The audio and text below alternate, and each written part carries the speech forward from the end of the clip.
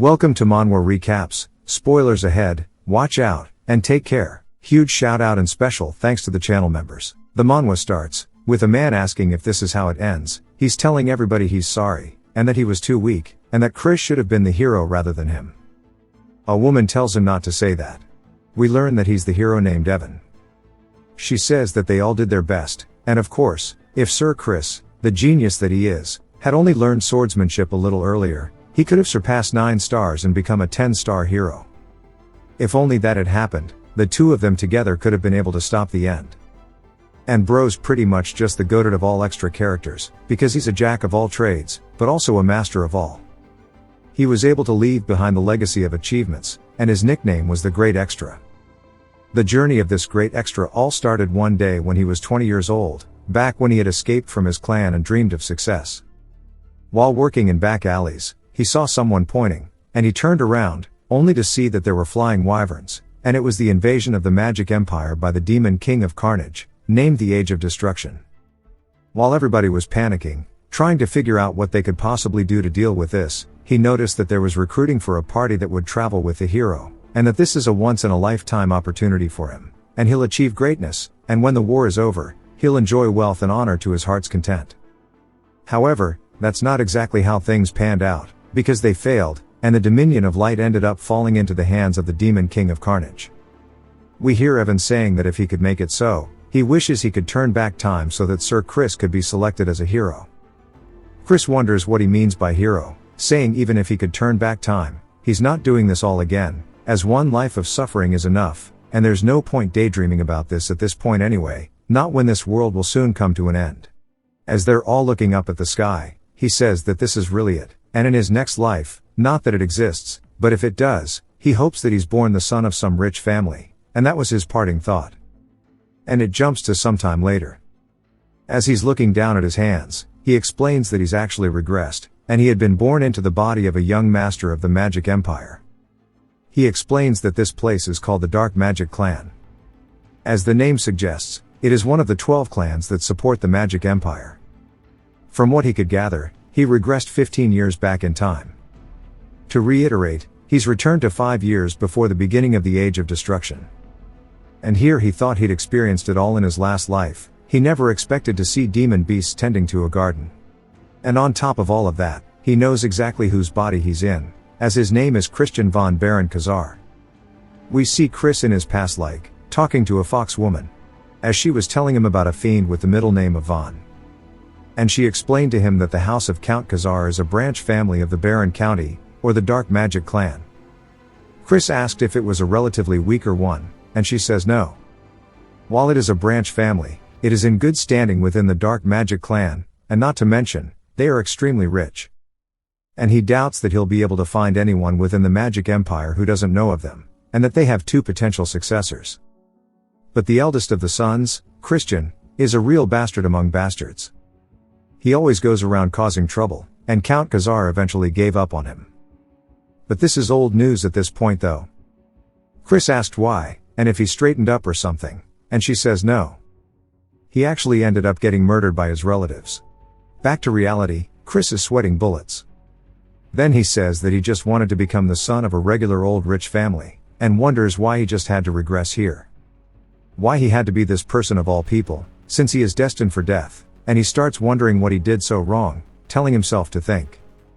He awoke in this body with a coincidentally similar name to his, and it's only been 3 days, and that he's going to die in 2 years from now. And the fact that he was eliminated within the house of Count Kazar, a family that places great importance on honor, it probably means that he was an absolute dogshit human being. And if he just stays nice and quiet, he might be able to avoid his death. But he says that since he's woken up as a rich kid, he should just take care of himself and enjoy the wealth and honor. But he hits himself with a reality check, hitting his forehead, saying there's no way that'll happen. And that Ragnarok, the end of the world, is also the reason that the Demon King of Carnage started the war, and it was to put humanity up as a sacrifice to complete Ragnarok. And it was already too late by the time they realized it, and both the Dominion of Light and the world met their ultimate demise. So if he wants to survive, he needs to stop the apocalypse as well. And the Demon King of Carnage is one thing, considering he was the one to actually start the war. but the bigger problem is that the countless number of fiends of the magic empire are loyal to him. To stop this, he needs to become someone more powerful than the Demon King himself. At this rate, there's only one way for him to actually accomplish this. He needs to become the Demon Emperor and sit at the pinnacle of the magic empire. He's been given 5 years before the Age of Destruction begins, and he might as well give it a go. And if he succeeds, this entire empire will become his. It then jumps to his father yelling out to him, slamming on the table, saying that he told him to remain in his room, and for him to reveal his face here after causing the incident not long ago, he must have a death wish. And if he acts out of line one more time, he will personally cut his head off. Chris says that Count Khazar sure is one intimidating dude. But Chris says that he came here to apologize for all the wrongdoings he's committed until now, since if he wants to go forward with his plan, he needs to get rid of his horrible image. His father asks what he's saying, and Chris drops to his knees, saying that he is truly sorry for everything he's done, and it'll never happen again. His father asks if he's really trying to get him to believe this only a few days after his last stunt, and if he's trying to mock him. Chris wonders what exactly he did. He's heard so many stories that he can't even think about what it could be. Chris says the fault for making him lose trust in him is his fault. However, 3 days ago, he also mentioned that he lost a portion of his memories. To reclaim those memories, he reflected on his past actions and has realized just how wrongly he's been living his life. His heart beats with the truth of it. His father says that he's heard his excuses countless times. Chris says that's right, because excuses made with words alone mean nothing, and that he will show him with his actions going forward. And that he would like to be sent to the punishment cave, and he will remain there for a month, and show him a different version of himself. We learn that the punishment cave is a prison used for high-status fiends, and it is a place where not only is there no light, but all 5 of your senses are blocked. Even just a few days is enough to drain one's mind. However, it's perfect for him right now, and he needs somewhere to escape the gazes of others. His father asks if he's going to confine himself for a whole month inside of it, because he doubts that he's even capable of lasting half a day. Chris says that he's well aware of how difficult a place it is, however, he thinks that that is the bare minimum for him to trust him. His father looks down at him, asking if he even understands how many times they've had this conversation. Each time, he's only left him disappointed once more, but he'll play along and give him one last chance. However, if nothing changes after a whole month, he will banish him from the clan. Chris says that would be a death sentence, as there is a long list of people who will aim for his life once he loses protection of the clan. But he decides that it's worth the risk, and tells his father that he understands. But if he can prove that he has changed, he would like him to grant a request. His father gets a little annoyed, saying he sounds arrogant as if he is certain he will come out unscathed, but if he can show him that he has turned over a new leaf, he will grant him any request.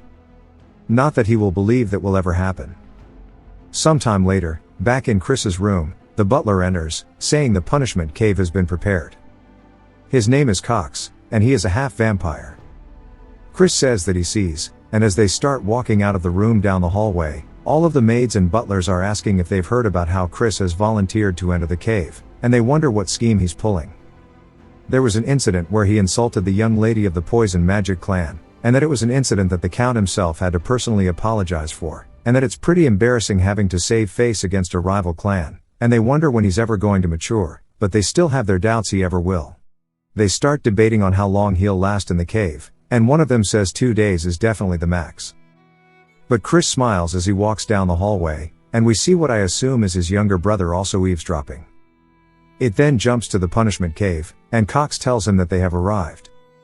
Chris looks up at one of the statues outside of it, and it turns out it's not actually a statue, but rather a Death Knight, which is a guard, and he says this is pretty fitting of the Magic Empire.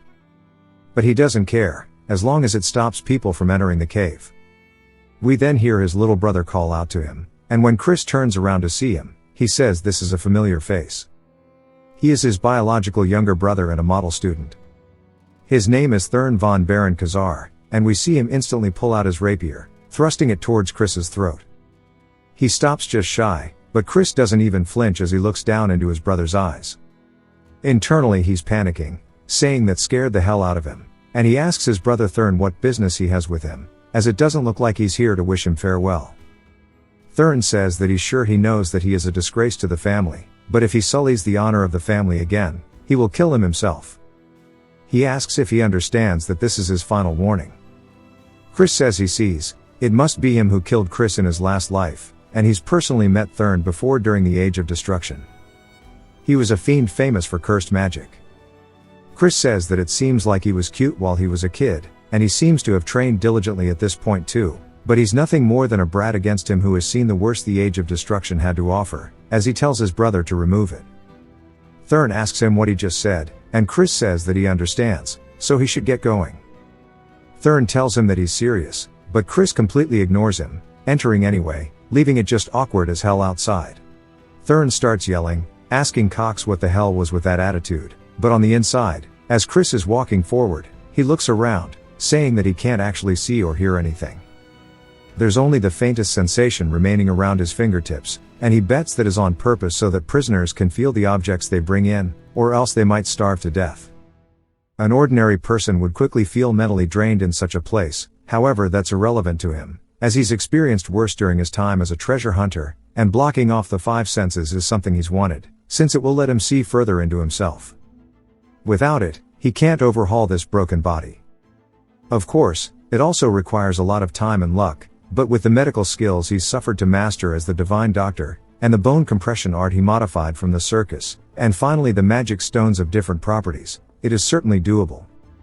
He honestly thought he wouldn't be able to get a hold of magic stones since they are expensive, but he guesses this is the niceties of an elite clan that heeded his request, even though he's a good for nothing. Yet, in his previous life, he and Evan struggled to obtain them, as they had to slave away in the mines. The start will be with the white magic stone, which will purify the toxins. It is a boring but essential stage. It requires him to tediously clean away any toxin buildup across his body with white mana. Even the smallest mistake would cause great pain across his whole body. As he starts doing exactly that, he feels a tingling sensation, which I would assume is like pins and needles when you're sitting on the shitter for too long, and he looks up smiling, saying that this is a cakewalk to him. Some time later, we see Cox reporting to Chris's father. When his father asks how Chris is doing, Cox says that he entered the cave, and he's worried that it'll break him so bad that he won't be able to even call for help. His father wonders if maybe sending him there was a mistake. He had such a promising future as a child, and he wonders how he broke apart so easily. If his gift made him too arrogant. Whatever the reason, he'd rather he be fully ruined or died than live such a wretched life.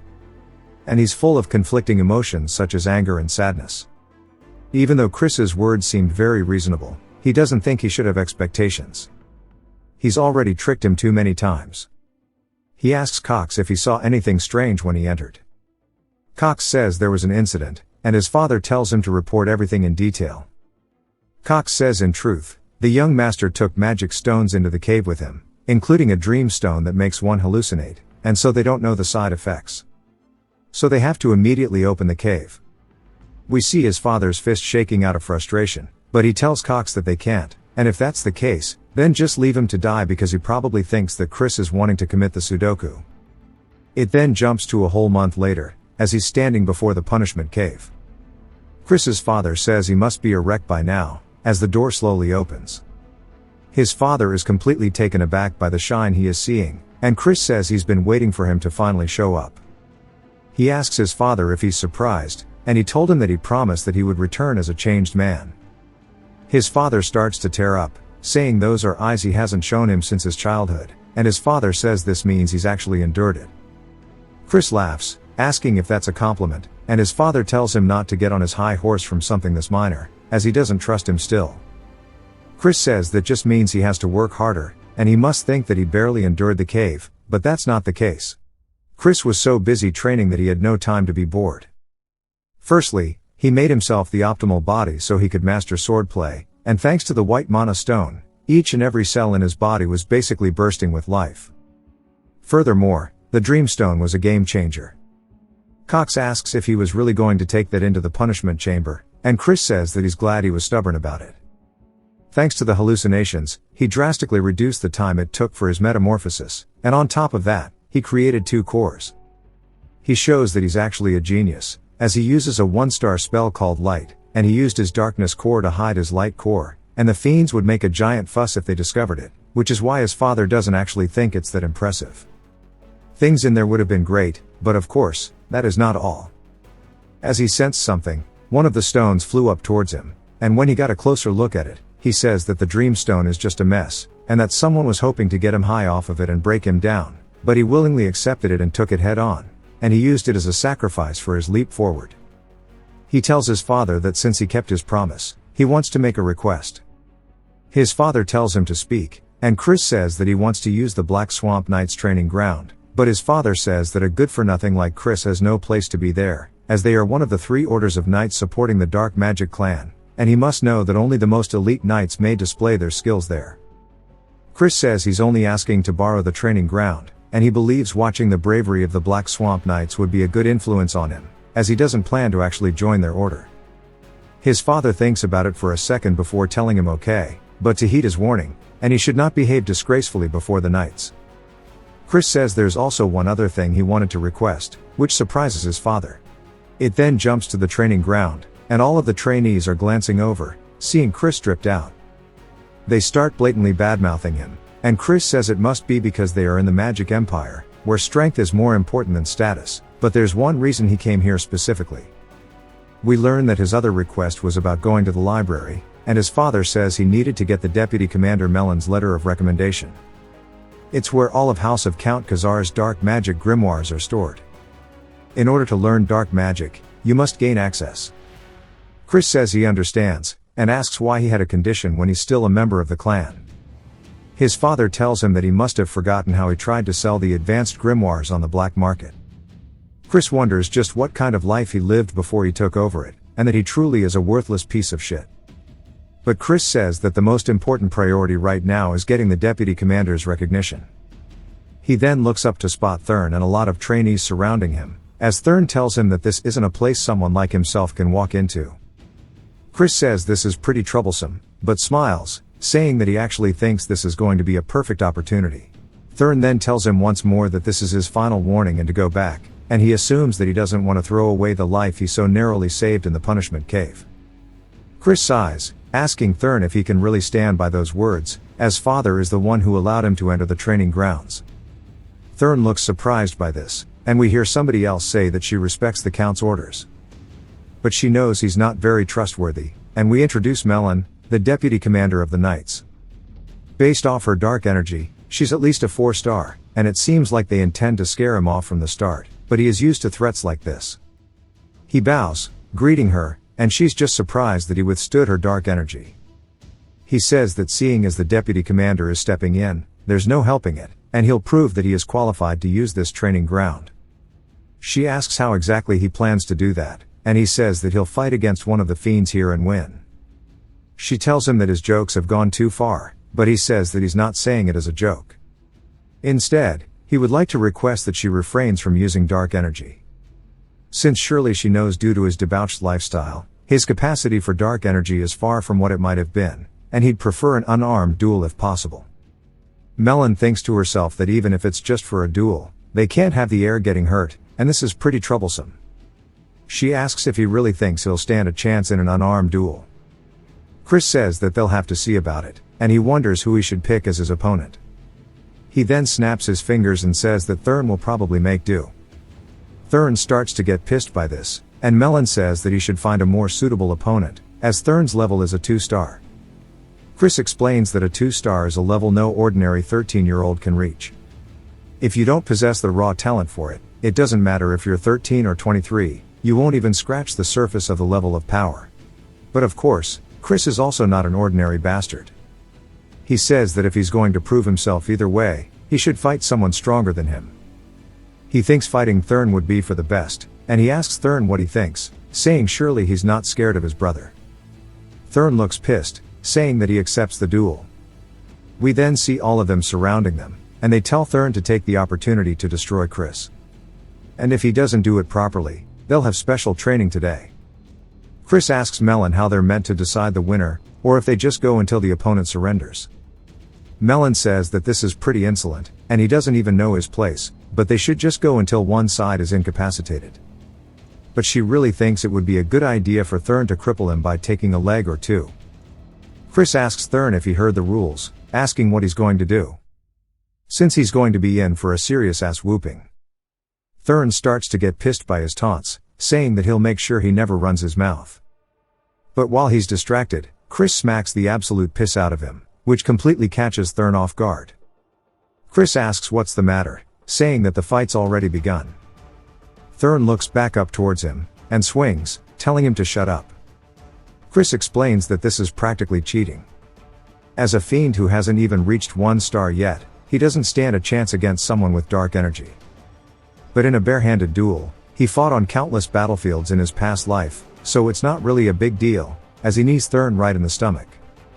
He says besides, if they only count the dominion of light powers achieved in the punishment cave, he is at least a 3 star. The other trainees are asking what the hell they are witnessing, as Thurn's hunched over holding his stomach. Chris asks if he's crying, and if he wants him to blow on his boo-boo, just straight taunting his little brother. Thurn starts asking him what trick he pulled, but of course, Chris is satisfied, saying that seeing him in this state is refreshing. There's nothing like a trick here, and that his brother is just a bit too weak. Thurn starts to get pissed, but Chris continues taunting him, saying that he's so quiet he can't hear him. A black aura then starts to envelop Thurn's hand, and he dashes forward, telling Chris he's going to kill him, coming in for a left. Chris dodges the attack, saying he's pretty fast, though this is the spirit he was looking for. As Thurn continues punching towards his face and missing, Chris says this still isn't enough, as he raises his hand, cutting off the aura from the rest of his body, and even Thurn realizes that his dark energy is starting to dissipate.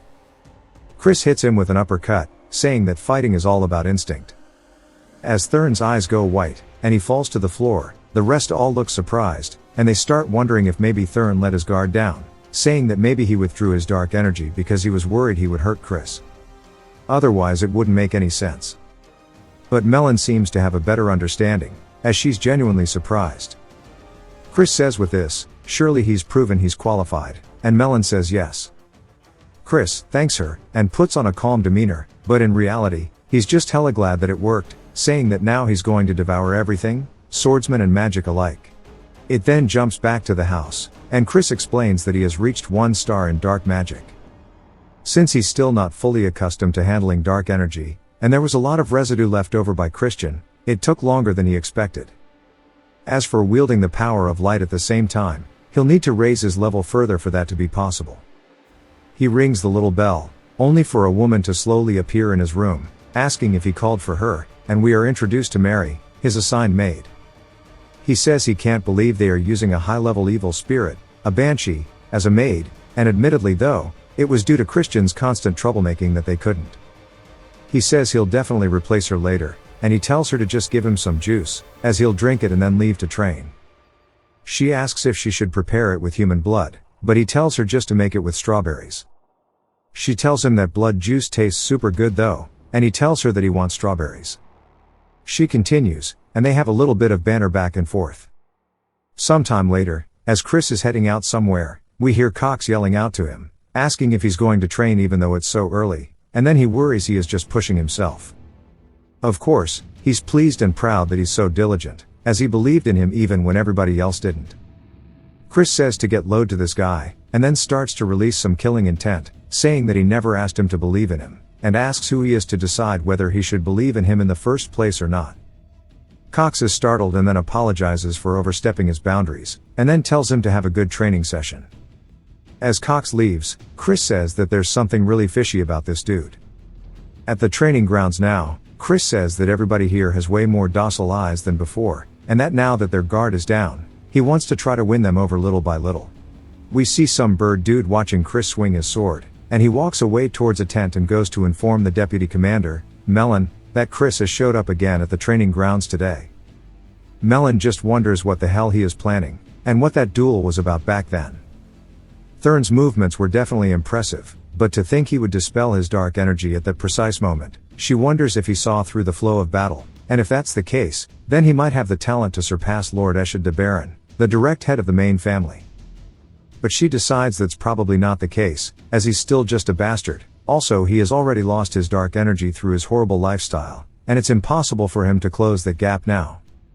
She hears a lot of noise outside, and decides to go check it out, asking what's the deal with it.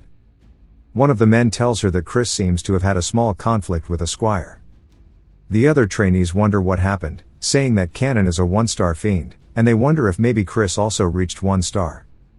Melon looks surprised, but Chris says that he wanted to see the rumored prowess of the Great Black Swamp Knights, but it doesn't seem like they live up to their reputation, asking if there's anybody else who wants to stand up, saying surely they're not a cowardly order of knights. They start to get frustrated by this, and one man steps forward, introducing himself as Torin. Chris says that they fall right into his trap, gesturing him to go ahead and attack, and Torin leaps through the air with his sword overhead. Chris says he never expected them to obediently teach the knight's secret techniques to him.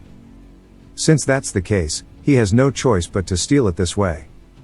As he starts fighting back Torin's blade, he starts taking note of how they hold the sword and their footwork, saying that this is the mud swordsmanship he's only heard about in rumors, and he starts to mimic it, saying that maybe it'll work out if he does this. He smacks Torin straight across the face, causing him to drop his weapon too, but it's a huge surprise to Melon. Chris is just happy that he managed to pull off the technique. As Torin lays their face down ass up, Chris sits atop him, and everybody else says they can't believe he was actually strong, saying that his darkness core was ruined, so how did he reach 1 star? Melon realizes that this means she wasn't mistaken back then. Chris says this is disappointing, and he had too much faith in the knights, and if their skills are this pathetic, he'd say it's all the deputy commander's fault. They start to wonder if they should stop him because he's crazy for taunting her, and Melon says she understands he's happy about his victory, but he's getting a bit too carried away. He says it's better if she shows him the skills of the Black Swamp Knights.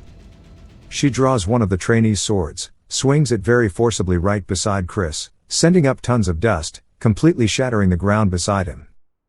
She says that she only needs 1 second to beat a bastard like himself, while releasing a very deep purple aura.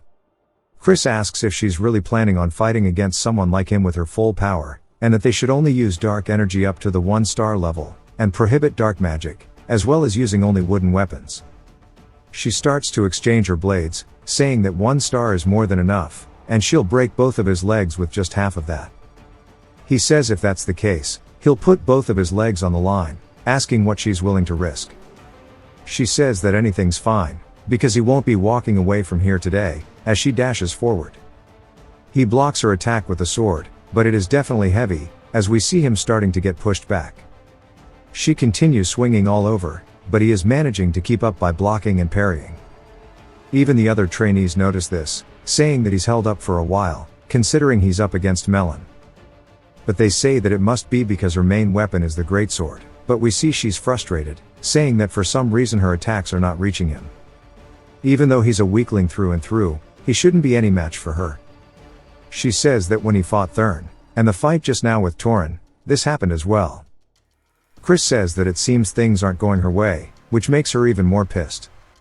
As she starts to imbue some aura into her blade, preparing some kind of heavy-ass attack, which seems like she might be breaking the rules a little bit, she swings down directly towards where he's standing. Chris ducks to the side, saying that now's his chance. As he runs forward, he hits her with a headbutt straight to the face, which catches her off guard. As she's reeling from the attack, she's surprised to see the blood in her hand, but Chris is glad that his gamble paid off, saying that Melon is a spell sword, so as long as her dark magic is bound, the moment her defense slips, she wouldn't be able to block the opening with physical power alone. So if she was a feint who focused on the sword, that might not have worked. She looks at the blood, still in disbelief, then begins to laugh hella loudly. She says that she never ever would have imagined a headbutt, and it seems like she's looked down on him too much, and she'll focus from now on. I like her. Chris starts pointing to her neck, though, saying that the fight's already over, as he scratched her with his nail during the headbutt, and if he had laced his nails with poison, surely she would have known what would have happened to her. She says that she accepts the defeat, so to tell her what he desires, but in return, she wants the opportunity to fight him once more. He says if she wants a rematch, he'll have to grant a second request too. She says she'll do anything, and he walks close, saying that if that's the case, once he's right into her face, he asks if she would kneel before him. She's surprised by this, and says that surely he understands that is an impossible condition to meet. Her loyalty lies with the main family of the Dark Magic clan, House Baron.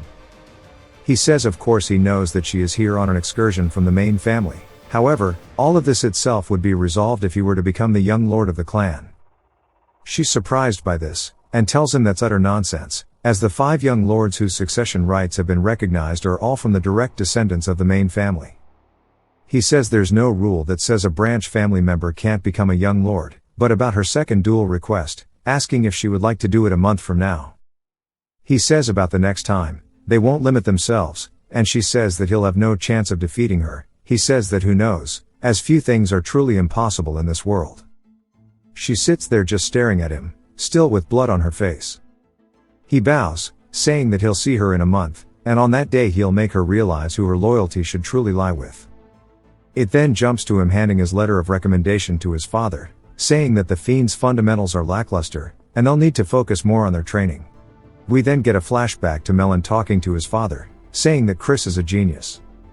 Even with his low star rank, he easily defeated the ones with solid foundations, and even herself. He asks if she's serious, and she says yes, it was a rare fight for her, one she could enjoy. His father is still having issues trusting his son, but his work is paying off.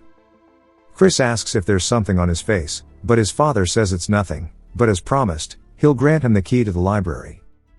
As Chris leaves, he says this was all he wanted, and he obtained the library key, and even changed Melon's mind. And that Melon is a fiend from the main family of the Dark Magic clan. During the Age of Destruction, she was active as a 6-star high fiend, so if he wants to take control of the entire Dark Magic clan, he needs to make her one of his people. Of course, he hasn't completely won her over, but 1 month will be enough, because he's a genius. And speaking of Count Khazar, the look his father had earlier was definitely one of pride for his son, but he supposes that makes sense, because even fiends have familial attachments, and maybe he'll even turn out to be a better father than the one he had in his previous life. And he finally embraces Count Khazar as his father, saying that he won't disappoint him. As he heads into the library, he says that there's blood magic, summoning studies, curse studies, and they're all things that are forbidden in the Dominion of Light. He picks out one of the books, and as he moves it backwards, he sees Mary smiling at him, which causes the dude to die of a heart attack on the spot. He asks why the hell she's here, and she laughs, saying why else, as she was once the librarian at this place after all, and she causes all the books to start floating around. Then says that maybe he came here knowing this, and wanted to monopolize her all to himself. He tells her to shut up, and she says that he's making her heart go crazy with such direct language, and they continue their banter. A little later, Mary tells Chris that the grimoire he has chosen contains a 4-star dark magic called Binding Seal, and as he is now, he won't comprehend it. Chris closes the book, but tells her it's fine because he's a genius. She clearly doesn't think that's the case, but pretends by saying that not only is he handsome, but he's also a genius, and that's truly super, but he can tell that she's forcing it and tells her to stop doing it. She asks if there's a reason he specifically chose the book, and he says of course, as he needs to catch a rat. A little while later, as he's training with everybody else, he explains that the first potential rat is Thurn. No one in this house despises him more for being a good-for-nothing, and the second potential is Cox. Even though he's not a descendant of the clan, he has free access to the punishment cave, and fiends prioritize power over social status, yet he circles around Chris, sucking up to him. It could also be a third party he is not yet aware of. Whatever the case, they want to see him in ruins, seeing how they provided him with a dream stone in the punishment cave. He wonders if maybe he should act like the bastard they want him to be, and then whoever looks happy with him acting out would likely be the culprit. He screams, saying that this training is way too hard, and leaves, telling them to have fun, and he quits. The other trainees wonder what's wrong with him, and then we see him breaking a plate at dinner, and his father yells at him, but Chris says the servant should have given him proper food to begin with, and he tells her to not just stand there and remake his food. His father seems disappointed, saying that he's a fool for thinking he's matured, and walks out of the room. Chris says he feels bad, but it's for the good of the family, so he hopes he understands. He worked hard to spread rumors that he'd returned to being a bastard, he bullied maids while they were cleaning, and wasted money like it was water. We see a wine glass being poured, and Chris asks Mary why she won't let him drink the wine, and she tells him that he's doing it right now though. He says he can tell it was non-alcoholic. She says that since he's underage, he can't be drinking, and he asks why that matters, since he's still good for nothing. She asks if he's decided to be a bastard again, saying that's fine even so, because she'll stay forever by his side. He says it's like he told her, he's just trying to catch a rat. As we see a spell forming in front of him, she's surprised to see he already mastered the binding seal. He does his best to play it off, saying that he told her he's a genius, and he modified it to be usable even at a lower star level, and he hasn't been just goofing off, he's been working hard at mastering various spells. She wonders if maybe he's truly a genius, then Thurn slams the door open. Chris says he needs to act drunk quickly, asking Thurn what he's doing here. Thurn asks if this is the best he can do, as he thought he had truly changed for the better. Chris can tell he's angry, and he decides to cross him off as a suspect. He smiles and tells Thurn that he thinks there's a rat hidden in the house. Thurn asks what he's talking about, and Chris says someone wishes to see his downfall, and he intends on dancing to their tune for a while. Thurn asks if he's really saying it's all an act, and Chris says yes, even the wine is fake. As Thurn smells it, he can tell it's not alcoholic, asking who the rat is. Chris tells him that it's hard to say right now, but they should take the bait any day now. As he throws the wine bottle to the ground, one of the butlers runs in, asking if something's wrong. Chris says this isn't the wine he asked for, and to bring him another one. The butler tells him that Cox is currently preoccupied, and Chris says that he guesses he needs to pay him a visit, while still acting drunk. Thurn says he's playing this role too well, and then it jumps to Chris slamming a bottle right in front of Cox's face. Cox asks what brings him here, and Chris pours the bottle over his head, saying this is not the wine he asked for, wondering if he's looking down on him. Cox says of course not, asking if he wants High to go get someone to fetch a proper one immediately. Chris says no, telling Cox to go grab it himself. Cox, clearly frustrated, says that he's in the middle of something. Chris asks if he's going to work like this, saying that he needs to go change anyways, so to get going. Cox then begins to shake visibly, and says he'll be back soon, and walks out of the room. Chris says that he needs to commend his patience in withstanding such humiliation, but that hostility was very clear. Chris starts looking over all the paperwork Cox has been working on, and he looks surprised, but then smiles, saying that this is it. He figured that if Cox was the rat, he would be doing some funny business with the finances, but this isn't enough, as he needs a real smoking gun. As Cox comes back, he says he has the wine for him, and Chris thanks him, asking if he's not mad at him. Cox says of course not, and Chris laughs, saying that he doesn't know if he can tell, but Cox is his favorite. Cox tells him that he's grateful for that, but he has a message for him.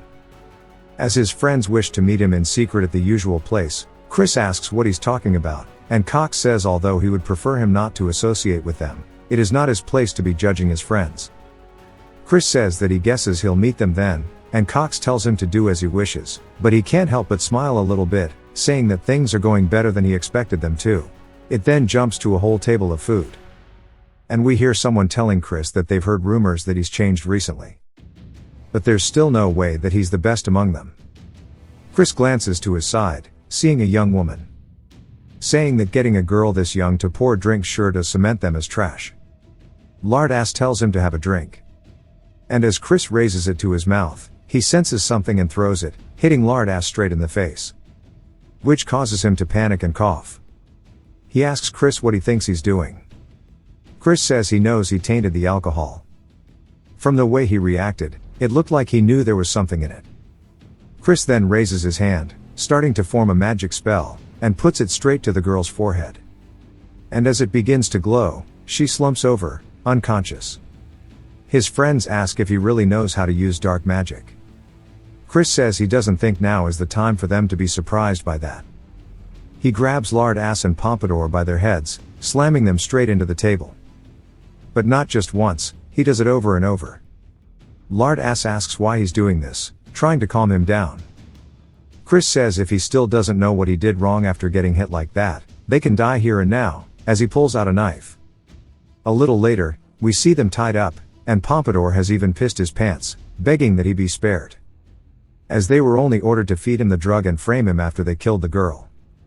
Lardass says they were threatened with the drugs they were dealing in secret, so they had no choice. Chris asks who was the one who ordered them, and Pompadour is hesitant to answer.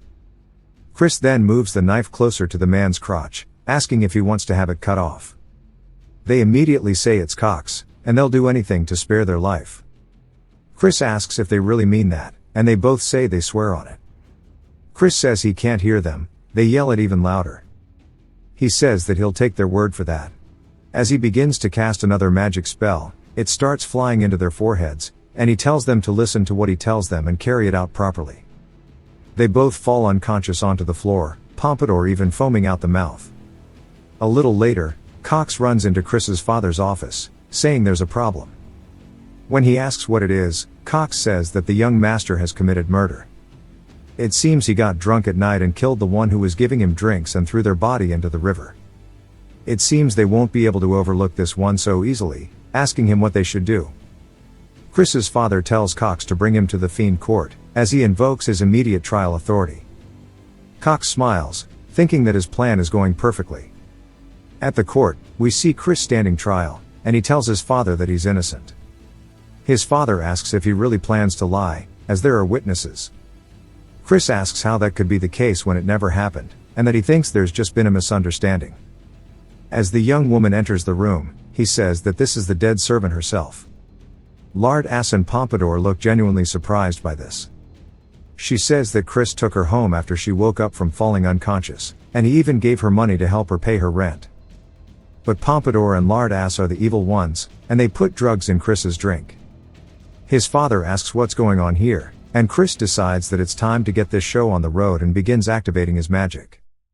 Lard Ass says that it's correct, they gave false reports, and Pompadour says it was because they were given orders by the butler Cox to frame the young master. Cox starts panicking, asking what kind of bullshit they're spewing, and that this is slander, and that Chris and his friends are trying to frame him. Cox also tells Chris that the joke's gone on for too long, and he's crossed the line. But Chris knew he would react this way, and he says as the victim of this incident, he would like to request one thing. His father asks what it is, and Chris says that he wants him to act as a proxy of his authority to directly question Cox. His father looks a little confused but decides to go along with it, saying that he'll leave it to him to head the defendant's stand. But to know the moment he acts in a way that is inappropriate, his authority shall be revoked immediately. Chris says that he'll finish this quickly, and as the representative of the great ruler of the Magic Empire, the Demon Emperor, and as a member of the Dark Magic clan that governs the eastern region of the Southern Magic Kingdom, and as a representative of Count Khazar, he will now question the defendant. He asks Cox if he swears that he will only answer with the truth to his words. Cox says that he will, and Chris says that as a representative of the Demon Emperor, he asks if he swears to only answer the truth. Cox says that he does, and then a magic spell begins to float towards his forehead, causing him to hold his head in pain. He wonders what the hell is going on. Others start to recognize it as the binding seal, asking how a mere brat could use a 4-star dark magic. Chris says that this was modified so it could be used at a lower star rank, however, it has additional conditions, and that is he needs the target to swear twice, and that Cox has now fallen right into his trap. Cox asks him what he just did, and Chris says that he just swore that he will answer with nothing but the truth, and asks what the reason he hired his friends to slander his name was for. Cox's head starts to feel hella painful as he lets out a scream, and he says that he received an order, and that there was a man who knew of his corruption and threatened him, telling him to ruin the young master, and this is why, from when he was young, he has been sabotaging him. Chris says that by corruption, he's talking about the embezzlement he's been committing for quite some time, and he's already seen through that as well. He leaps down, asking Cox who gave him the order. Cox says that if he says it, then he'll be in a bad position, but Chris uses the binding spell, telling him to speak now. Cox says that it was Sir Eshid, and that it was the second son of the Dark Magic clan, Sir Eshid de Baron. Cox panics and says that he needs to run away before he gets killed by him. But Chris draws the blade from the nearby guard and cuts Cox's head clean off, much to his father's surprise.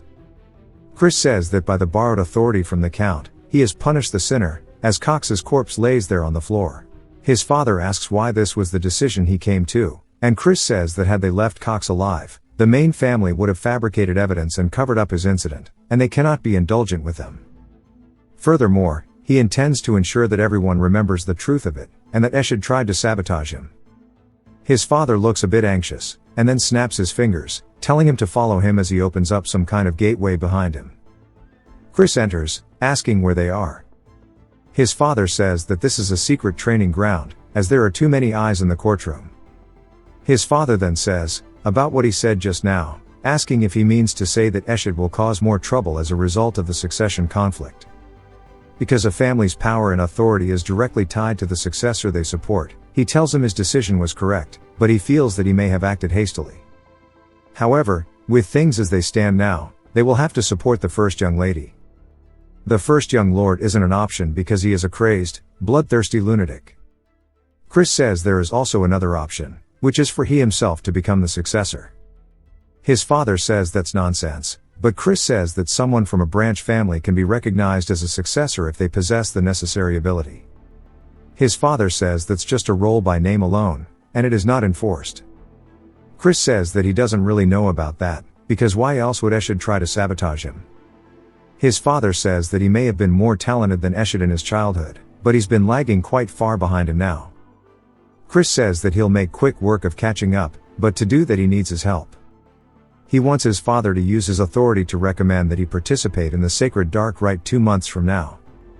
His father tells him that he'll need to be a 2-star to participate, and that he only just obtained 1 star. Chris says that he'll make sure to reach it within the next 2 months then, so surely this one time his father can help him out, and he smiles. Sometime later, we hear the maids talking about how it seems Chris truly has changed, and they have heard that the Count himself has been personally training him. Mark Zuckerberg asks if she means the same training that even the senior knight struggled so much with, and that he doesn't know how long Chris will last. As we see Chris cutting something cleanly in half, he says that he needs to bind it with mud swordsmanship, and then sever it with black scythe swordsmanship, asking his father if he's correct. His father says that he only started teaching him this today, yet he understood it immediately. Chris asks why he has to keep doing it this way, because keeping them separate is so weird. His father asks what he means, and Chris says that he feels like there's a more efficient method. As another mushroom monster spawns in, Chris runs forward, cutting its legs clean off. His father says that was mud swordsmanship, asking how he did that when it's not meant for slicing, and Chris explains that he only used the mud swordsmanship, but he wrapped it in the black scythe sword energy. His father internally is freaking out, saying that's not something a 1-star should be able to do, but plays it cool, saying that's pretty powerful, but using 2 techniques means it's going to be difficult to use curses too. Chris shows that he can still do it anyways, and says that it's still pretty easy, and it's not really an inconvenience at all. His father then freaks out externally this time too. It jumps to 2 whole weeks later, as Chris is laying on the ground. He says that running is so hard, and it's not like he can half-ass this, since stamina is key to increasing his power stage. We then hear Melon asking if he's already exhausted, as the duel isn't far off, and she's eagerly waiting for the promised day to arrive. He says she always has such an intense presence, and that he's doing his best to meet her expectations. She says that she's aware of his growth, but he's still a 1-star, and he'll never get her to kneel before him. He says that he's sure it would happen, and he's sure he'll learn something through the duel, so it won't be for nothing if it doesn't.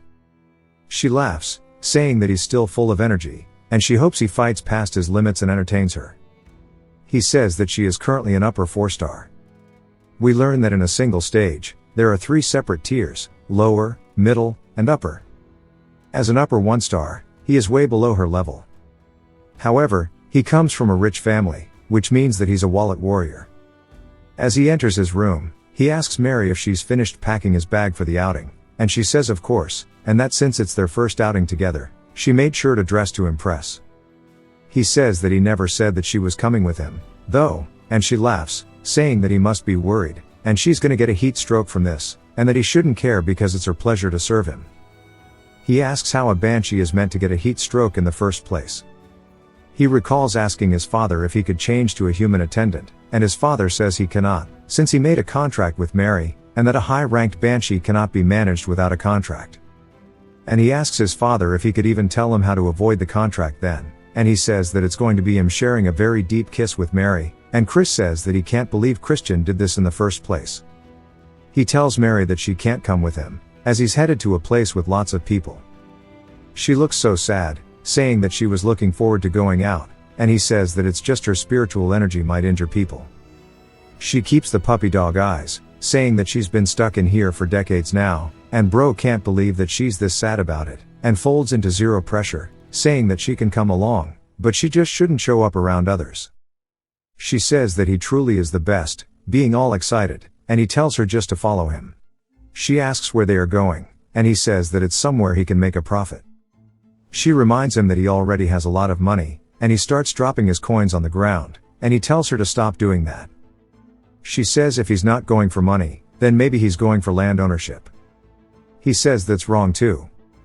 She asks what it's for then, and he says it's for something he used to use before.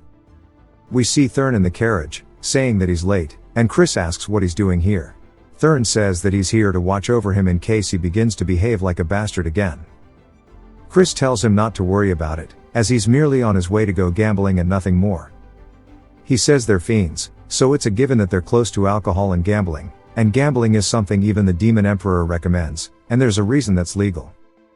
Thurn says that he should follow him there then. Chris then asks if it's perhaps because he's worried about his big brother. And Thurn freaks out, asking why he'd be worried about him, and he's just concerned that he'll dishonor the family. Chris says that he was thinking, for a little nerd like his brother, it'll probably be too stimulating anyways, asking if he even knows the rules. Thurn says that gambling is just card games and that he's gonna flatten his nose if he keeps yapping like this.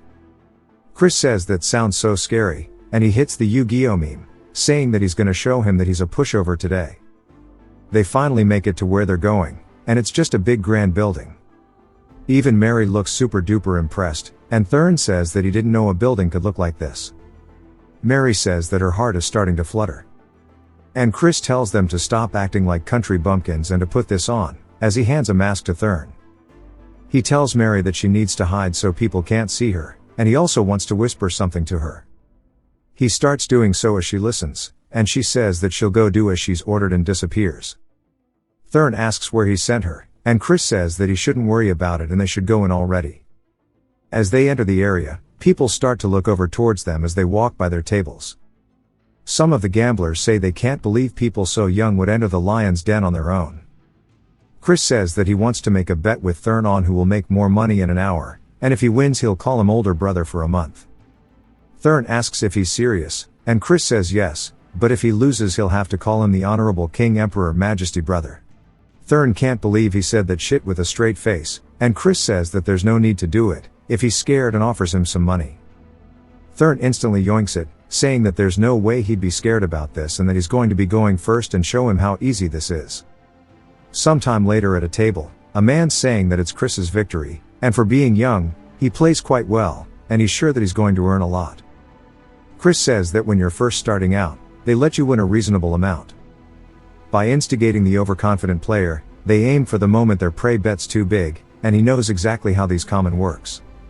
And of course, we know Thurn isn't so familiar, so he falls for it, and Chris says that he's already caught in their trap, and he tells him that he should just go back home and sleep. Thurn says that he's definitely losing money too, and Chris tells him that he's only lost 500 rupees. Thurn says that he only lost about 1,000, and everybody starts laughing. At the completely justified crash out, Chris says that it looks like everybody here has marked Thurn as a loser, and he's sure con men will try reeling him in soon enough. Then he asks if he's going to continue. Thurn says he will and yoinks the money out of Chris's hands, and Chris says that he's the one who tried to stop him. But he wants him to lose tons and become the perfect bait, as that's the plan to begin with. Sometime later, as Thurn's sitting at his table looking at his cards, we see people cheating as they actively see what's in his hand, and Chris spots their tells, saying that this is perfect. Mary then appears behind Chris, saying that she found the people he mentioned. He says that she did a good job. While Thurn's freaking out, he's low-key rizzing up Mary. A little later, they arrive, and Mary says this is the place. Chris tells her to open the door, and she does so, and as they enter the room, the people start freaking out, asking who he is. Chris takes off his mask, saying surely everyone knows of him. They ask what business he has here, and he tells them to call their master over. A man then starts being a kiss-ass, asking Chris if he really came to visit, and we are introduced to Grantle, the master of the Grantle Merchant Guild. And while he may be known for his talent as a merchant, there's just a little bit more to him, as he's actually the owner of the casino too. Chris says that he wants to have a conversation in private, and Grantle asks what it could be about. Chris says that he conned his younger brother, who he cares deeply about, and yet dares ask him what he's here for. Grantle says there's no way, asking if that sucker in the tiger mask is his brother. Chris says he's corrected as Count Khazar's heir, Thurn. Grantle says that he assures him that all he does is run the casino, and the others do have no relation to him. Mary then gives him some absolute nightmare fuel. I did not know she was like that. That is scary.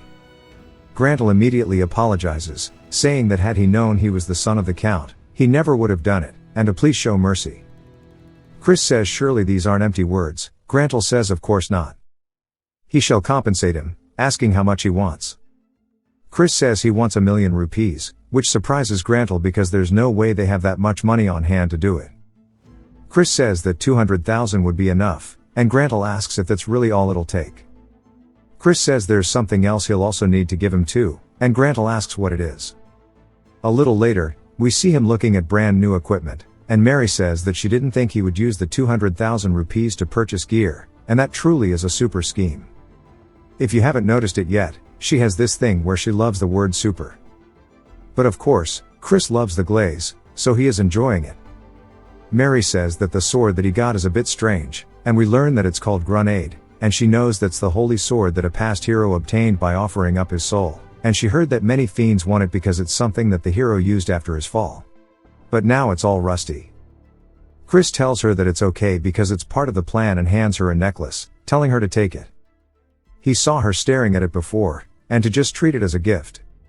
She looks so surprised, and he says that it seemed like she would never be able to put her regrets to rest if she didn't get it, so he's giving it to her so that she can move and find peace quickly, telling her not to misunderstand.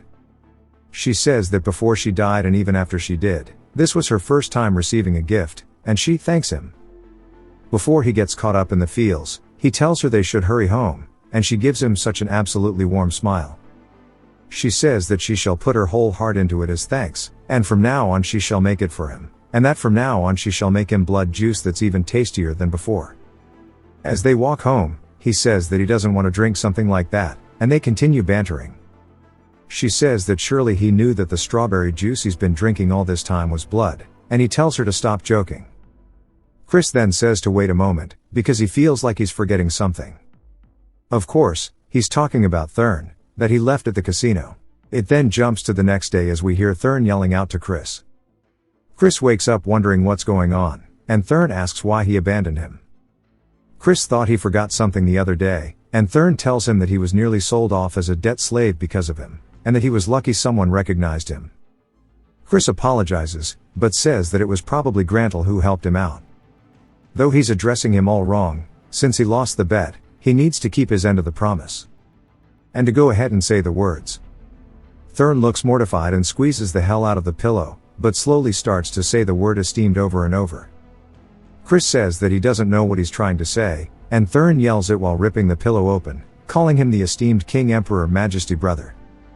Chris says this is good, and that he should be sure to respect him and strive to do well for himself as well. Thurn says that he'll have his revenge one day, and to prepare himself. And Chris says that he can't believe such an adorable kid will grow up to kill his older brother, and it's probably all because of him. And he's talking about Eshid, the son of Langham, the acting clan head of the Dark Magic clan, and the rank 1 young lord. He does not feel much about him since he's not the real Christian, but if he wants to become the young lord, he can't avoid a confrontation with him. And that he'll repay this grudge personally. But if he wants to do that, he needs to get Melon on his side, and he looks down at the holy sword that he has. As he's kneeling down with it on the floor, he explains that Grenade at one point, countless fiends attempted to wield it, and the reason this holy sword is treated as just an antique is that no one has been able to do so. And then he's sure that it might react differently to him as he grabs onto his chains.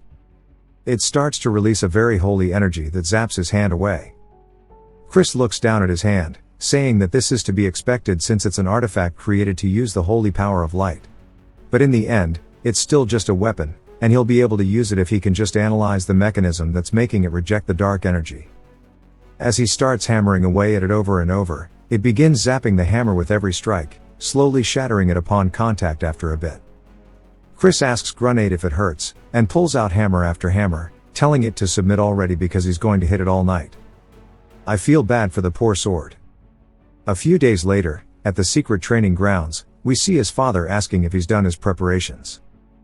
Chris says he has, and we see a woman in front of him, and he asks who she is, but he says that he thinks he's seen her somewhere before. He then realizes who it is and greets the Knight Commander of the Black Shadow Knights. She says it's been a while, and we learn that this is his aunt named Marion. She is the daughter of the Elder Clan head, the master of the Dark Magic Clan, and the older sister of his father, and Viscount Langham. She protects the Elder Clan head and is in charge of secret missions and surveillance within the clan. She is the elite among the elites, and he wonders why she's here in the first place. His father says that his sister came to visit for matters concerning Cox, and she laughs, saying that he committed quite a cheeky act. Chris says that maybe the Elder Clan head is planning on protecting Eshit, and that might be a bit of a problem. He says it seems the Elder Clan head has plenty of free time tending to such trivial matters. She says he's pretty bold, but the clan head has no interest in the squabbling of children, and rather he seems to be interested in Chris. Chris is surprised by this and says that this might be an opportunity to win his favor. Marion says that she wonders if this is bravery or idiocy, as he hasn't even reached 2 stars yet he is challenging Melon, and that he should call off the duel. He thanks her for worrying about him, but says that he has his own plans, as he starts to show the sword. She recognizes it, asking if that's perhaps Grenade, saying that he must have gone insane, but she knew he was a troublemaker, just not to this extent. We finally learn that his father's first name is Raiden, and she says that he went on and on about how Chris has changed for the better. Raiden says that it's true, and she asks if he doesn't realize that he's trying to use a holy sword in a duel. Chris asks if he's not allowed to use it, and that he just has to win, no matter the method or trick he needs to use. She warns him that even the Elder Clan head failed to tame Grenade, as that holy sword's power will burn him to ashes. Chris asks if that's the case, as he starts to take the sheath off of it. She yells, telling him that it's dangerous, as it has a little bit of a golden light to it. Of course, nothing happens, and she kind of just stares at him. She asks if it's a replica, and he tosses it at her, telling her to check it herself. As she catches it, it starts zapping the hell out of her hand, so she throws it to the ground. She asks how he's doing this, and he says that it's a trade secret that he doesn't want to tell her, but she can be sure of one thing. The only reason why he can wield the sword that even the Elder Clan head failed to tame is because he is a genius. His father can't help but feel proud as hell, and we hear Melon laughing, saying that he's always so fun and entertaining, and for him to have tamed a holy sword is cool, but it's not like that's going to matter, as today will be his last day in this world anyways. And Chris begins to stare at her. It then jumps to the start of the duel as Melon's charging forward, swinging down. Chris blocks it. He says it's just as he thought, without any restrictions, her power and speed are incomparable to before, and he won't be able to narrow this gap at all. But as she starts flying in, he blocks her attack once more, and we see the holy sword starting to dissipate the aura on her blade. His father and aunt are surprised that it's opposing the dark energy. Raiden says that it seems like he surpassed her when she was younger too. Marion says that's not the end of it, pointing out that he is wielding the holy sword. As they see, his hand still has the purple aura to it, but it looks like it's clashing with the sword's aura. Chris strikes back, causing Melon to block it, and Raiden says that the power is incredible, but it looks like his dark energy is fluctuating a bit. Marion says that's not what's going on, and he's controlling his dark energy for a single moment to avoid the rejection and response of the holy sword. Melon distances herself, and Chris asks if the battle is to her liking. She says that she's been having this thought for a while, but asks if he's perhaps predicting her movements. He says that he does happen to be pretty observant, and each sword technique has a preceding position. She needs to raise her arms before she can swing down, and to do that, she needs to move the muscles in her shoulders and upper body. This is something a novice and an expert share in common. She sighs, asking him how he's going to predict this then, as we see a green aura start to be released from her hand. It starts to wrap around Chris, and she says that surely he hasn't forgotten that the Black Swamp Knights are spell swords. A giant surge of holy energy resonates from him, and he says that almost could have been a problem. She asks if he had a cleansing artifact, and Chris starts thanking his father, saying he survived thanks to him. But he says that should be in the secret vault, and he looks confused. Chris says he can't help but be a little bit of a klepto sometimes, but having good equipment is a skill itself, in a real battle anyways. He reaches into his pocket and throws something towards Melon. As it explodes, she does her best to dodge whatever it is, and Chris says there's no use even if she does, as he throws another one directly towards her. This one explodes. He says that he got that artifact using the money he took from Grantle, and it's pretty effective. He tells her that he knows she's alive, and to come out already. As she starts thrusting her blade directly towards him, Chris redirects his blade, matching her, hitting the tip of blade, causing it to crack until it shatters into pieces. Raiden says that he wondered why he threw that corrosion marble into the air, and that it's just like he thought, his son truly is a genius. Melon then starts walking forward, laughing, and then even begins to smile, saying that this is way too fun, asking what he's going to use next. Marion says that Melon has lost her mind, and they need to stop her. Chris starts to lean backwards, and then raises his hand, deflecting her attack with the most minimal of movements. He then immediately pivots his foot, getting behind her, putting the blade to her throat, and then it surprises her, and he says that it looks like it's his victory, asking if she was satisfied with this, and it even cuts her cheek a little bit. His father still just looks super proud. I love this guy. Melon then laughs, saying if he's genuinely asking that, she can't even calm down anymore. He then says that he wants an answer to his previous request as soon as possible. Although it was his victory, he will show respect if she wishes to refuse, as loyalty isn't something that can be obtained by force. She asks if she continues to stand by his side, if he'll fight her like this in the future. He grabs her hand, saying that he'll fight her as much as she wants. It then jumps to later as Marion is looking out at the sunset. She says that him wielding dark energy like that is something special. As we see a man throwing the holy sword onto the ground, saying he refuses. Marion asks if it's impossible for him to hold it as well, and he says that he can wield it momentarily, but as she knows, the waves of dark energy change continuously, meaning you need to constantly change the waves into one that the sword cannot detect, but there's no one who can do that in a real fight. It might only be possible for a demon of Gehenna or the demonic dragon, and if not them, then perhaps a crazy bastard who can control dark energy as easily as they breathe. She recalls Chris, smiling widely, asking if it was perhaps enough to earn her praise, and she does look a bit happy about it, saying that maybe her father's long desire can be fulfilled. It jumps to the kitchen, and we see a very evil-looking dude chopping stuff up, as he cuts a strawberry in half and places it atop a cheesecake. Chris says that he can't believe he's been making the strawberry cakes, and Mary says that despite his appearance, his skills are top-notch. The orc then asks Chris what brings him to the kitchen, and Chris says to make some cookies. Mary asks why he's making cookies, and Chris says to give them to someone. She asks if it's for a woman other than her, and he says that it's not what she thinks, but it is technically for a woman. The orc says he can do it for him, but Chris says it's fine because baking heartfelt snacks with his own hands is what matters, and he may not look like it. But before he can finish his sentence, he gets hit on the cheek with a red substance as orcs are going absolutely crazy, mashing up what used to be strawberries into jam. Chris asks Mary if she's sure they aren't adding blood to the strawberry juice, and she laughs. Then later that evening, Chris calls out to Marion, who's about to get atop a horse, and she asks what's the matter.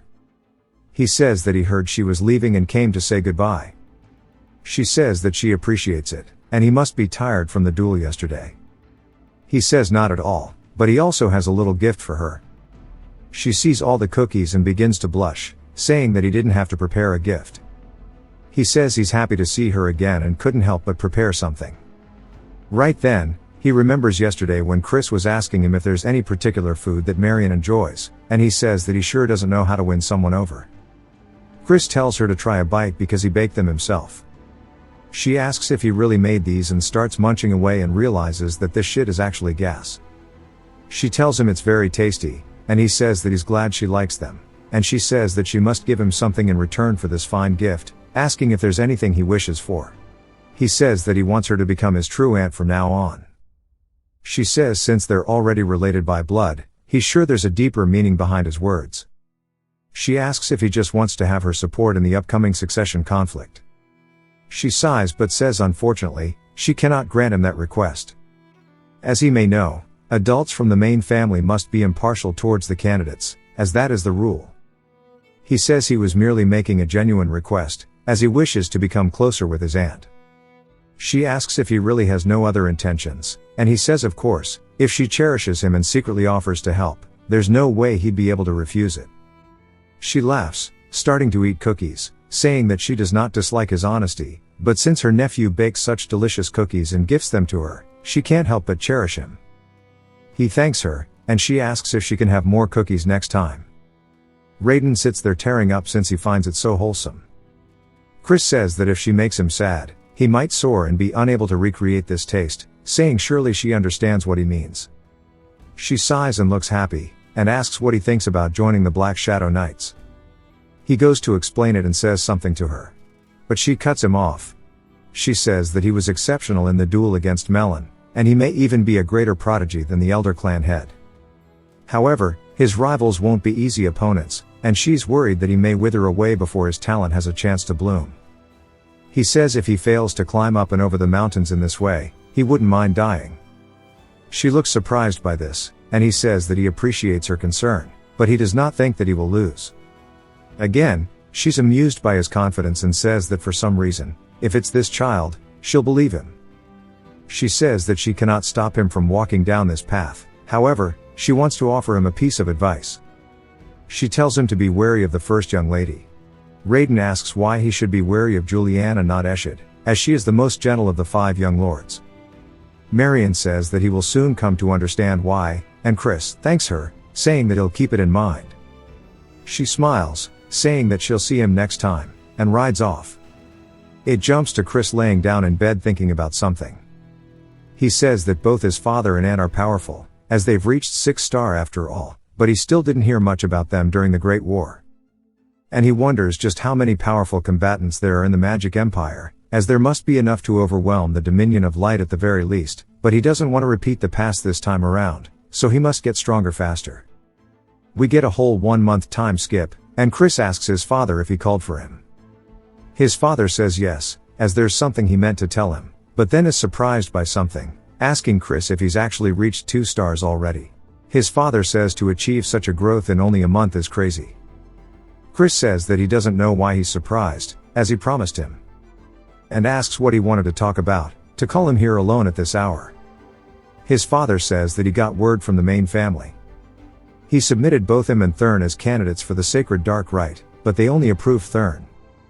He sighs, saying that the reason being was that of his frivolous spending, lecherous womanizing, thievery, and even drunk and destructive property, and he can't refute it because it's all true. Bro getting punished. But his father says that he can't believe they're looking down on his son. And Chris asks if Viscount Langham made this decision. His father says no, the Viscount didn't have much to say after Eshid's misdeed. However, it was Loyan de Baron. He's a direct descendant from the main family, and the star of the upcoming Sacred Dark Rite. The Sacred Dark Rite itself is a ritual where candidates take in pure darkness from the negative dimension. Since the amount is limited, candidates participate in a quasi-deathmatch to decide on hierarchy. Candidates who rank higher end up taking more darkness for themselves, and it ends up playing a tremendous role in being selected as the Young Lord, a successor clan candidate. If Loyan is victorious and monopolizes darkness, then becoming the 6th Young Lord, achieving his goal will be much harder if that does happen. His father says that he'll talk to them again, and if all else fails, he'll even request help from Marion. Chris says that's not necessary, as he'll figure things out himself.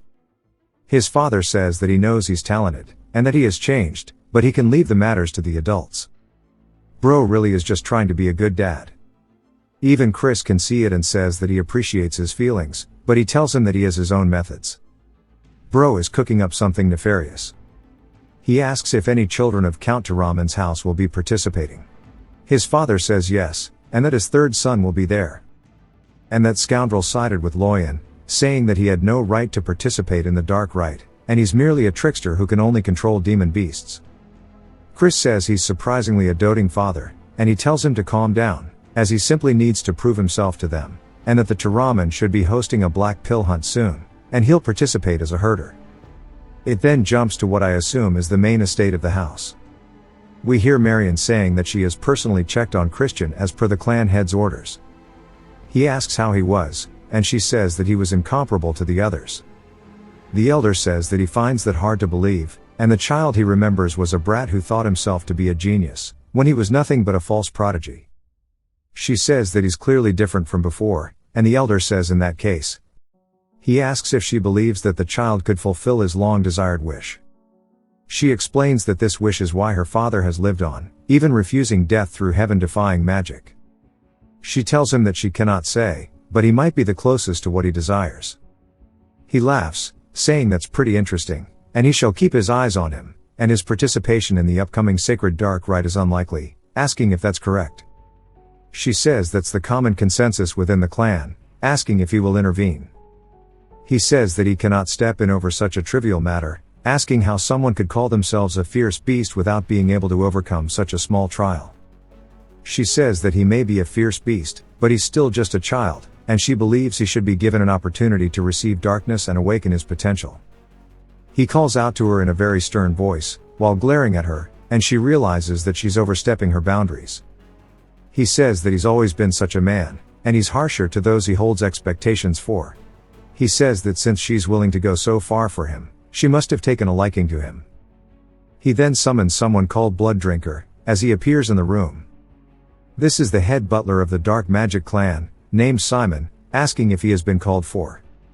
He says he already knows Simon heard it all, and Simon says that he's dead, asking if he just needs to observe the little bastard this time around. The elder says that's correct, and that he wants to know everything he does, leading up to the sacred dark rite. Simon says that he understands, but he has one question, asking if he can pull a small prank during his monitoring. Marion looks surprised by this, and the elder glares at him, reminding him not to go overboard. Simon then begins laughing evilly, and says that as he wishes while leaving, and Marion says that she hopes that Chris makes it through safely. It then jumps to a carriage riding through a village, and Chris says he quickly managed to reach 2 stars thanks to his talent, but despite all the training, his stamina and dark energy reserves are nowhere near sufficient, and he can't become a 3-star as he is now, and he needs a black pill to accumulate a lot of dark energy in a short period of time. For the Chiramans, the host of the Black Pill Hunt, to coincidentally start beef with him, is a pretty good stroke of luck. The problem is that catching the demon beast Karajov doesn't automatically guarantee a black pill. As the carriage comes to a stop, he explains that there is a special condition that needs to be fulfilled. We then see Lardass running up to the carriage, asking Chris what brings him here. Chris asks how he's been, saying surely he hasn't come empty-handed. He says of course not, and that he would never greet the young master without a gift. Chris slaps it out of his hands, causing it to fall to the floor, and Lardass looks confused. Chris says that he doesn't seem to know his place, and he heard that he's partaking in all sorts of illegal activities after all. We even get a funny image of him bullying him as a penguin. Some happy feet type shit. Chris says that he'll let it slide this once, so he should cut any activities that cross the line. Lardass agrees, and Chris says there's something that he needs, and he needs to procure an ash pill for him, asking if he can do that. Lardass says that those recently surged on the price, and Chris says that he sees how it is, and asks Mary if she's ready. She begins laughing, and holy shit, put it away, where's cute Mary at? I feel sorry for Lardass. He immediately gets on his hands and knees, saying he'll get it immediately, and Chris says it's so nice and easy when he cooperates, and then says that while he's at it, he wants a dagger sharp enough to cut armor. Lardass looks confused, and Chris leaves. Poor guy. But he is not a good person, don't forget that. As they're heading back, Mary asks if it's time to go home, and Chris says that there's still one more place he needs to visit. He sees a potion store, telling the coachman to stop here, and he enters. He starts looking around the shop, saying everything that he'll take, and Mary asks what he's doing all this for. Chris says that he has a use for it, but she asks what use he has for an aphrodisiac, and she starts getting the wrong idea. They're kind of staring at him, and Chris starts to sweat nervously. Then she starts to think that maybe it's time for the both of them, but he tells her it isn't, and she says that she understands. He yells, saying that he said it isn't, and that it's not for him, it's for someone else to use. She instantly locks in on the JoJo pose, asking if it could be for the Count. Chris nods his head, and the shopkeep also understands, because Raiden's age is getting ahead of him. Chris tells the shopkeep that for the Count's honor, he must absolutely keep this a secret, and he says that he'll be careful. It then jumps to a little bit later, and we see Thurn greeting Chris. Chris says to repeat his title and starts talking to him, and he hits the whole thing. He says that he heard the black pill hunt is dangerous, so he should avoid getting hurt. Chris asks if he's worrying about him, and he says that he's just worried they won't have a proper duel. And of course, bro's just hella embarrassed. The Count says that he should make sure to flatten those house Tyraman bastards' noses.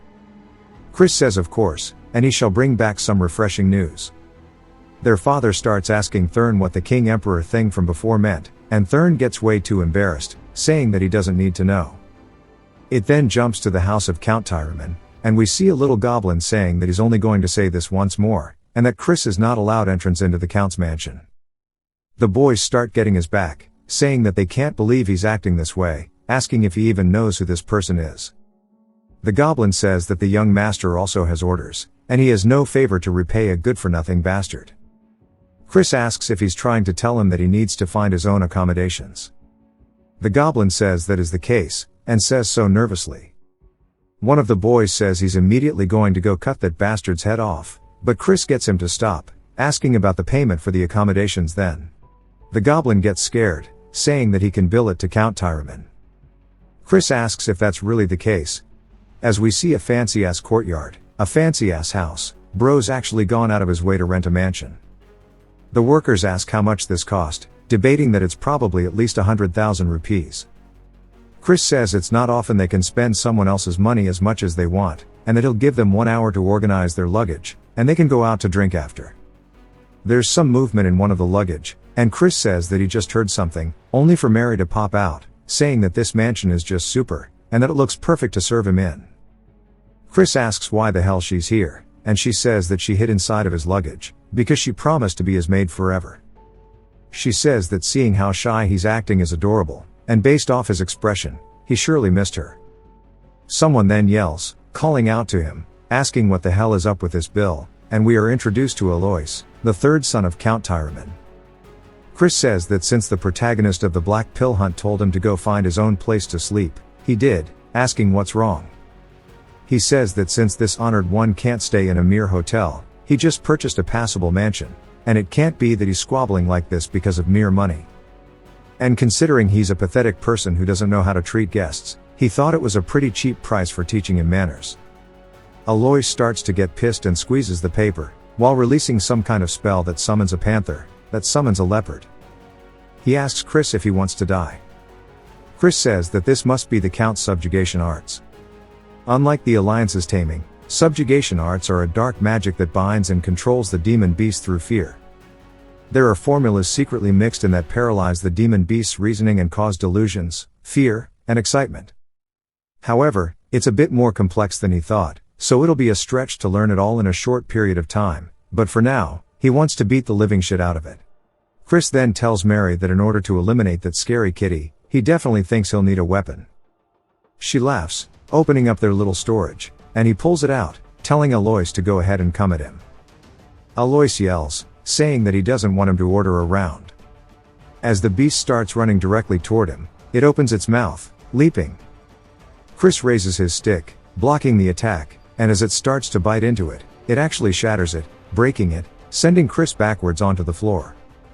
Chris says that's not too bad, but a 2v1 is practically cheating, and this won't do.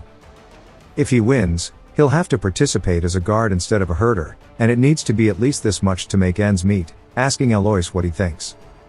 Alois calls him a cocky son of a bitch while jumping on the leopard, saying that he's going to make him kneel for this. As it comes in for the second attack, Alois looks confident as it pounces on the ground, but the leopard looks underneath its hands, wondering where Chris is. Even Alois does, as Chris comes up behind, smacking him once, and then immediately 3 more times with the stick. Chris asks if it hurts, saying that he better not start crying. Alois creates some distance, and Chris says that he won't go easy on him, even if he does. Alois tells him to shut the hell up, and Chris starts to release some hella killing intent toward Alois and the leopard. The leopard immediately feels an intense fear and starts to panic and hides, and runs away, leaving Alois standing there, asking what the hell he did to his Choco. Chris says that he only used a mere 2-star illusion spell, and it seems that it was too much for his subjugation arts to overcome. Alois starts to prepare another spell, telling him to shut up once more, as one mean-ass looking horse starts to summon up from under the ground. And Chris asks if he understands what kind of person he is.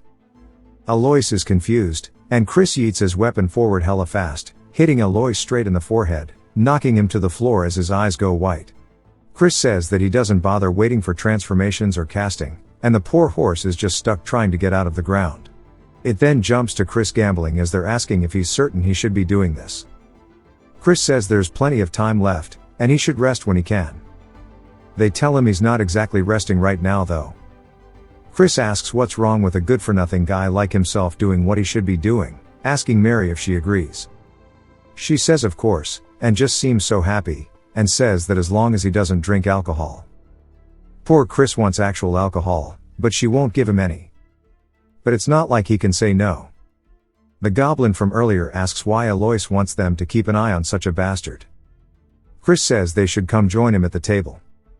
He's sure their master won't wake up until tomorrow since he beat him to a pulp, and he'll keep it a secret, asking what they think about it. They tell him to mind his own business, and he tells them to have fun watching them. As they continue going all the way until nightfall, we see the goblin and the hyena dude staring down at Chris, saying that he's sure he's a good-for-nothing, and it's pointless to keep watching him for any longer. As they start to leave, he opens his eyes and notices they're gone now, then sits up. He then looks out the window, saying it's late and he should get moving. Mary the goat. He tells her that he needs to go somewhere real quick, telling her not to follow. She starts to seem suspicious, saying that she knows there's an aphrodisiac in his pouch, and that she knew it wasn't for the count but for him to use. She says that she's already sad being unable to attend him in bed, but she will cheer for his nighttime activities. He says that she sure loves running her mouth, and that this is all PG. At night at the Chitin Mountains, Chris says that this is the secret land of the Count, and the energy of demon beasts is very dense here, just as his reputation suggests, and he should be reaching the hunting ground soon. He finds it, saying there it is, but he only sees 2 guards, saying this is pretty lax, and it's a good thing he learned the invisibility spell from Mary. She asks what he plans to do with invisibility magic, and he asks why she's always making things lewd.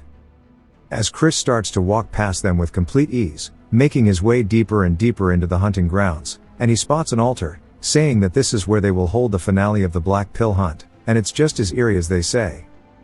We see that fox-like girl from before, saying that the way to obtain a black pill is to make a Karajov offer its life to him. In other words, he must make it so terrified that it would rather die instead. Just as opposites are connected, intense fear and radiant joy are on the same spectrum. In that short moment, the useless ash pill is reborn as the black pill. That's why the House of Count Tyraman, which specializes in dominating demon beasts through fear, is the one leading the black pill hunt. Chris says that he sees, and we learn that that girl's name is Lena, and he says that just as she mentioned before, he was planning to steal their ultimate technique, and let the Karajov run wild after giving it the aphrodisiac mixed with various stuff, and monopolize the black pill for himself. But there is not enough time to steal their technique and learn it, so he has to go and do a different method. He starts to sense some kind of magic spell and turns, wondering if he was spotted, only to tell where it came from, and he realizes that he has to go check it out. As he makes his way deeper into the forest, he comes across a cave and puts on his hood before he enters. And as he does, an ominous red aura brushes past him, and he says that it has such intense malice, and he can tell at a glance that this is a top-ranked barrier of dark magic. He wonders if this is what he thinks it is, and that it might be a crevice of Gehenna. Gehenna is the world of demons, and he can't believe there was such a crevice linking it with the human world right here. Then he wonders what would happen if he lured the Karajov over here, and he even has something to do it with, and he smiles, saying that he will wait for the hunt. As we see a bat watching him from the ceiling, Chris takes leave, it spreads its wings and reveals itself to be Simon, who says that he didn't expect the little bastard to be so interesting. Not only did he pummel Alois, he even made his observers let their guard down by acting like a fool. He secretly entered a forbidden area, scheming something, and it makes him want to play an even more terrible prank on him. As he walks towards the gate to Gehenna, he puts his hand inside, causing his hand to bleed, pouring out onto the ground. Something then begins to absorb his blood, and it asks him for what he wishes. Simon is about to summon a demon. The next day, as it's now time for the hunt, somebody stabs a flag into the ground, and it's none other than Alois and his group. Chris is there as well, saying surely he thinks he's acting too cool for someone that just got his ass whooped. Alois tells him to shut up, saying that he's the poser, asking why he brought the holy sword when he can't even use it. Chris tells him that it's more effective than a club, asking if he wants a taste. Alois changes the conversation, telling everybody to go lure the Karajov to the altar, and those assigned to guard duty will follow him, and they'll stand right by it. Simon is watching this as well, and Chris clearly spots him. Alois tells Chris to go ahead and answer, and Chris says as he wishes. Now we are at the altar. One of the other guards asks that Chris go hole up somewhere else, as he's only getting in the way of the hunt. Chris says that's fine with him if he gets to laze about, but not to come crying to him later for help with the cleanup when they inevitably shit the bed. It clearly pisses the dude off, but Alois tells him not to tire himself out before the hunt has even begun, and that the good-for-nothing can go guard the flag. Chris says this good-for-nothing will protect the flag to his utmost. Chris starts to sit down by a tree, saying that he wants to see them do their best, as they're just gonna be playing straight into his trap. He made sure to pack the dagger and ash pill with him as well.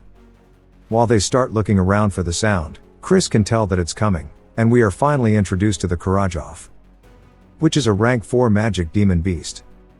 And he wonders why the hell it looks so derpy, since it looks oddly cute. The rest ask Alois if he's ready, telling him it's time. His animal buddy also tells him to begin the subjugation art. Alois stretches out his hand, starting to cast it. As the Karajov continues hitting the ground with its beak, the others are casting some kind of slowing spell on it. As Alois slowly approaches it with the subjugation arts, something inside of the Karajov's eyes change, causing it to let out a screech. It turns its face towards Alois. Alois looks scared and raises his hand, only to get the absolute piss smacked out of him, causing him to fall into the floor. Everybody else also can see the poison coming from its little feather tentacle things, and they start to do a defensive formation around Alois. But Chris says that it will not work, and it's out of control because of the aphrodisiac he gave it. Alois says that it's a good thing they consumed the antidote ahead of time, but it's still dangerous if this drags on, and that everybody should do their best to stop it the best they can. They start sending themselves flying through the air, heading straight towards Alois once more, and they all scream out for him. Alois, out of fear, looks up, closing his eyes, only to be surprised by something. Chris is standing before him with the holy sword, blocking the attack, saying that his house sure is pathetic, and he can't believe they're forcing the busy flag bearer to step in. And he'll be nice and bail him out if he promises to call him Big Bro. Alois calls him a crazy asshole, asking why he should. Chris asks if he really doesn't want to, it's not like he has all the time in the world. Everybody else begins coughing due to the poison, and Alois grits his teeth, realizing he's right, and tells him to help, calling him a bastard. Chris says that he better keep his promise, and he smacks the side of the Karajov's head. He then begins to use his own version of the subjugation arts, stretching around the side of the Karajov, restraining it. Alois is surprised, asking how he's using this. Chris asks if he really thought his family were the only ones who could use it. As long as it's not a secret technique, something like the intermediate subjugation art, this is nothing. As he rotates his body, grabbing onto the chains that have been created from the art, he then starts to pull back on them, kind of like reins, and jumps on the back of the Karajov. It starts screeching and running, and Alois yells, telling him to wait, because over there is a crevice. As he tries warning him, Chris smiles, as he already knew this from last night, and he heads straight towards it.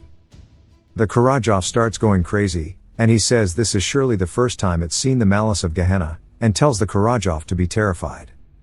As its eyes, which were a very bright red, shift to a very bright yellow color instead. Chris says, now, as he tightens the grip on his dagger, stabbing the Karajov, killing it on the spot. The rest run in, asking him if he's okay, warning him that this cave is extremely dangerous, so they need to hurry up and get out. Chris tells them not to be such wimps, and asks them what they should do if it turned out to be an ash pill, and not a black pill. Alois starts to feel frustrated, and his boy asks Chris what the hell he's gonna do about this, because if he didn't intervene. But Alois tells him that this is enough and to leave it. He then calls out to Chris, thanking him for rescuing his subordinates, and they got to finish without any major injuries, thanks to him. Chris is surprised he admitted that to him, and says that he actually feels a bit bad now, and it makes him feel even worse knowing he swapped out the black pill. Still, he must do what he must do, and he tells him to call him Big Bro, since he promised after all. Chris asks if he's gonna go back on his word, and Alois says he's never made such a promise, and he's 2 years older than him. The entire cave begins to shake, and people start falling over due to the intense pressure. Alois asks what's going on, and Chris starts to know what it is, as we see two giant blue eyes appear in front of them. Chris starts to look a bit anxious, and we hear a monster saying that it's the first time it's seen a plaything in a while. Chris says this is a demon of Gehenna. Alois, shaking with fear, tells Chris to run away since he's an outsider, and that he should save himself. Chris spots Simon up on the ceiling and rotates his wrist, getting the dagger ready, yeeting it straight towards him. It goes straight through Simon, or at least, it turns out that's his familiar that he was using to keep watch over things. As it starts to lose connection, Simon is surprised, asking when he noticed, and he was planning on stopping the demon after observing for a bit. Now that the bat clone he planned to use to teleport there is gone, it'll take him at least 5 minutes to get there, even if he uses blood magic to its limits, and if he gets there too late, everybody will die. He immediately starts leaving. Turns out he's not a bad guy, and he's just wanting to play a prank like he said. The demon calls that interesting, asking Chris what he's scheming. Chris says he just doesn't like it when people try to take sneak peeks at him. And the demon laughs, saying that he sure does have a lot of concerns for a dead man. Chris says if you were to compare him to the demons he faced during the Age of Destruction, he would have to be a low-ranking demon, but he is at least a 5-star, and he's not someone that he can currently face. He then raises his finger up into the sky, saying that it's not all bad, as he uses the same spell to put everybody else to sleep like he did that one girl. When Lardass and Pompadour were trying to kill her, Alois's subordinates start to lose consciousness. Alois yells, asking what the hell he's doing when they need to fight together. Chris says that he sure does have a strong resistance to magic, and hits him straight in the gut, telling him to go to sleep already. I think he just killed him. R.I.P. The demon asks if he's going to offer them to him, and that he shall spare his life and even personally bless him in exchange for the sacrifices. Chris tells him to stop yapping, and it's his principle to not associate with demons. As he starts to unsheathe the holy sword, the demon recognizes it, saying that the idea is commendable, but a holy sword that he cannot use is merely a piece of junk. As he starts to prepare a spell, it shoots out directly towards Chris. He blocks it with his sword, but it's not enough, as it sends him flying into the wall of the cave, knocking him unconscious. The demon then grabs him by his arm and lifts him into the air, saying that he shall give him a chance to offer them to him, and then he shall spare his insignificant life. Chris spits in his face and asks why he thinks he can't use the holy sword. He manages to free himself from its grasp and grabs onto his legs, tucking as he lands the flip onto the ground. He then starts to use his other energy core, as the holy sword's tip begins to regrow using aura. And the demon looks nervous, asking how a fiend like himself can use the power of light. Chris asks if he's finally feeling as if his life is in danger. The demon says that this isn't going to stop him, as he starts to form a giant red orb directly in front of Chris. Chris readies himself, taking a slightly wider stance, and yells, using the Dead Sea cleaving light. As he swings his sword down, sending out a giant yellow wave directly towards the demon says this can't be. As it takes the attack, it lets out a scream, and I'm assuming that he kills it, because it drops to the floor. And Chris's eyes look extremely tired, and he says that he pushed his body too hard. As his vision grows more narrow with every passing second, he starts to fall over onto the ground, and they begin to lose focus. We then see his past life, and Evan is asking him if he really replicated his ability. Chris says that it was sorta like this, and Evan says that he sure is something.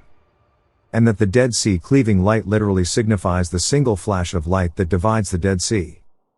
But it's ironic. Despite using the sword technique, he failed to become the light of the Meyer clan. But Chris surely will become the light who will save the world. As we see a blue finger touch a puddle, we see Chris still on the verge of death, and the woman says that this is interesting. And she says that her name is Mephana, the first seat of Gehenna's 7th realm. The reinforcements are now entering the cave too with healing potions.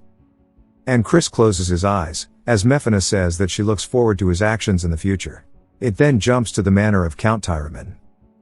Chris says that his head hurts and he can't believe that he's been laying here for 2 whole days, and it's been a complete waste of time. But his body still seems fine. He starts looking around for the black pill, spotting it beside him, saying this is great. He mentions the Mephana thing, saying that it was unwanted attention. Occasionally, fiends who stand out early on receive a demon's blessing and can be nurtured quickly. But he doesn't care since it's something bad guys receive. But a 7th world demon wouldn't even be that high level to begin with. Some giant lion-like dude enters the room asking Chris how his body is, and we are introduced to the patriarch of House Tyraman, the Count. Chris greets him and goes to get up to bow, but the Count tells him that he should just rest. Chris wonders what's going on, and he says yesterday they organized an investigation squad and checked the cave. It seems that someone had tampered with the magic circle that seals the entrance to Gehenna. Fortunately, it seems the demonkin was reverse summoned in the meantime. But no matter how much of a fleeting moment it was more than enough time for everyone to lose their lives.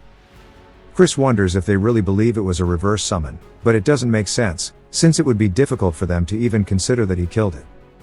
Since he doesn't need to think of an excuse, that's A+. The Count says that he would like to start with an apology. He's sorry for treating him so poorly, using only the rumors of him being a good-for-nothing. He then bows, thanking him, saying that he is a benefactor of House Tyraman, and he is grateful for him. Chris tells him not at all, and as a member of the Dark Magic clan, he just did what he needed to do, as they are family after all. While it does hurt his conscience, he decides to muddy the water a little bit, but it seems like that resonates with the Count. He says that's right, and if there is something he can help with, then he should let him know. As long as it isn't something impossible, he will make sure it will happen. Chris thinks about it, saying in that case, he hopes that House Tyraman will shake off the old grudge against House Khazar. Instead of the enemy-like relationship they have now, where they keep baring their fangs at each other, he wishes that they would have a friendly but competitive relationship where they can plan for proper advancements together, something that matches the fact that they are bloodline kin. The Count goes to say something, but Chris says that he's sure he also knows. The reason why their two houses are feuding is because of the behind-the-scenes work of the main clan. Since if the branch families work together, from the main clan's perspective, they may feel threatened, and it's a scheme to keep them as mere dogs who guard the house. The Count asks if he's planning a revolt against the main clan, and Chris says that he has no such thoughts. The Count can't believe that he would think so far ahead, and Chris thanks him for the praise, asking if he'll accept his request. The Count sighs, saying that for the first time in a while, he should contact Count Khazar, but before he finishes his sentence, he calls him by his name instead. Chris smiles, saying that's right, and if he just unites their forces like this one at a time, they can establish a much firmer front during the Age of Destruction.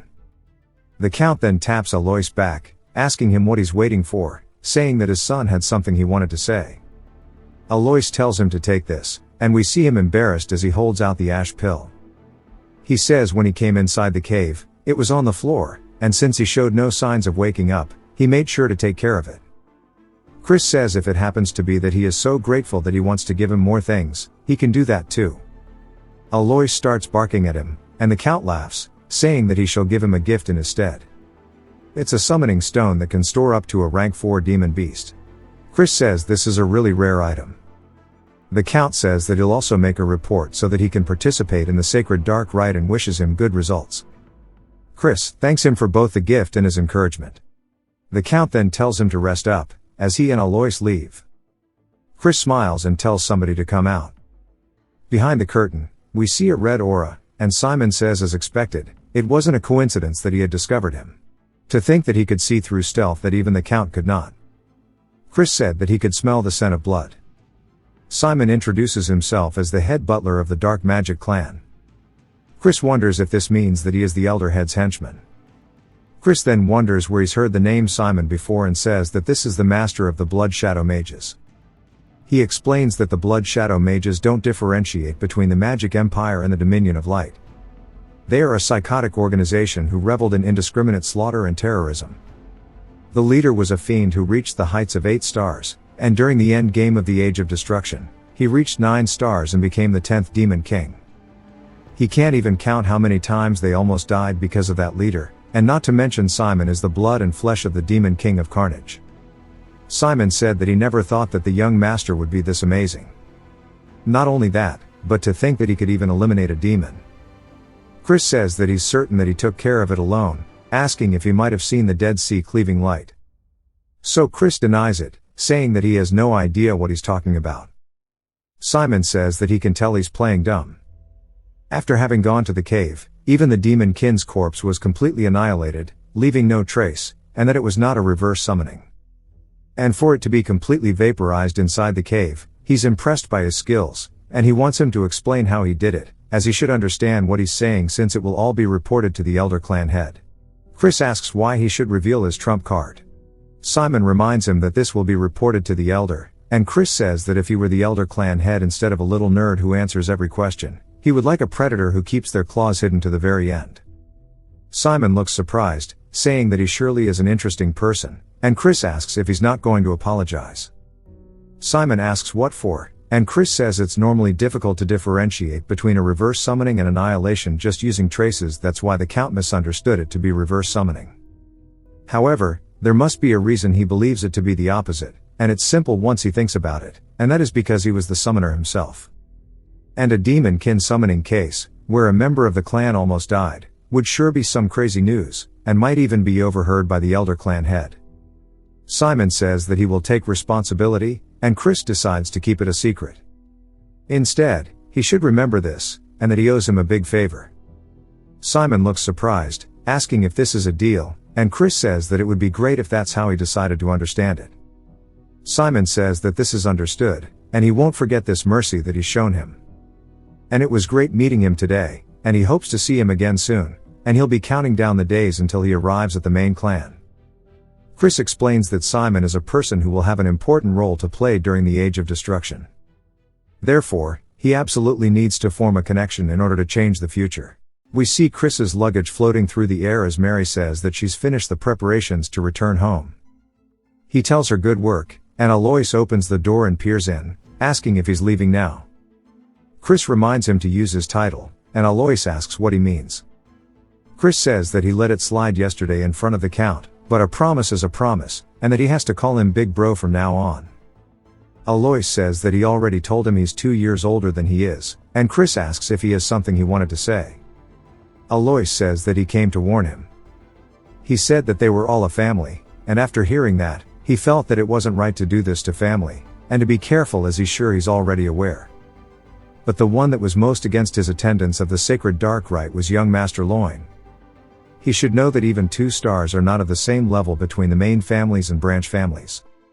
The greatest elixirs, the ultimate techniques of the main family, and blessings of dark magic.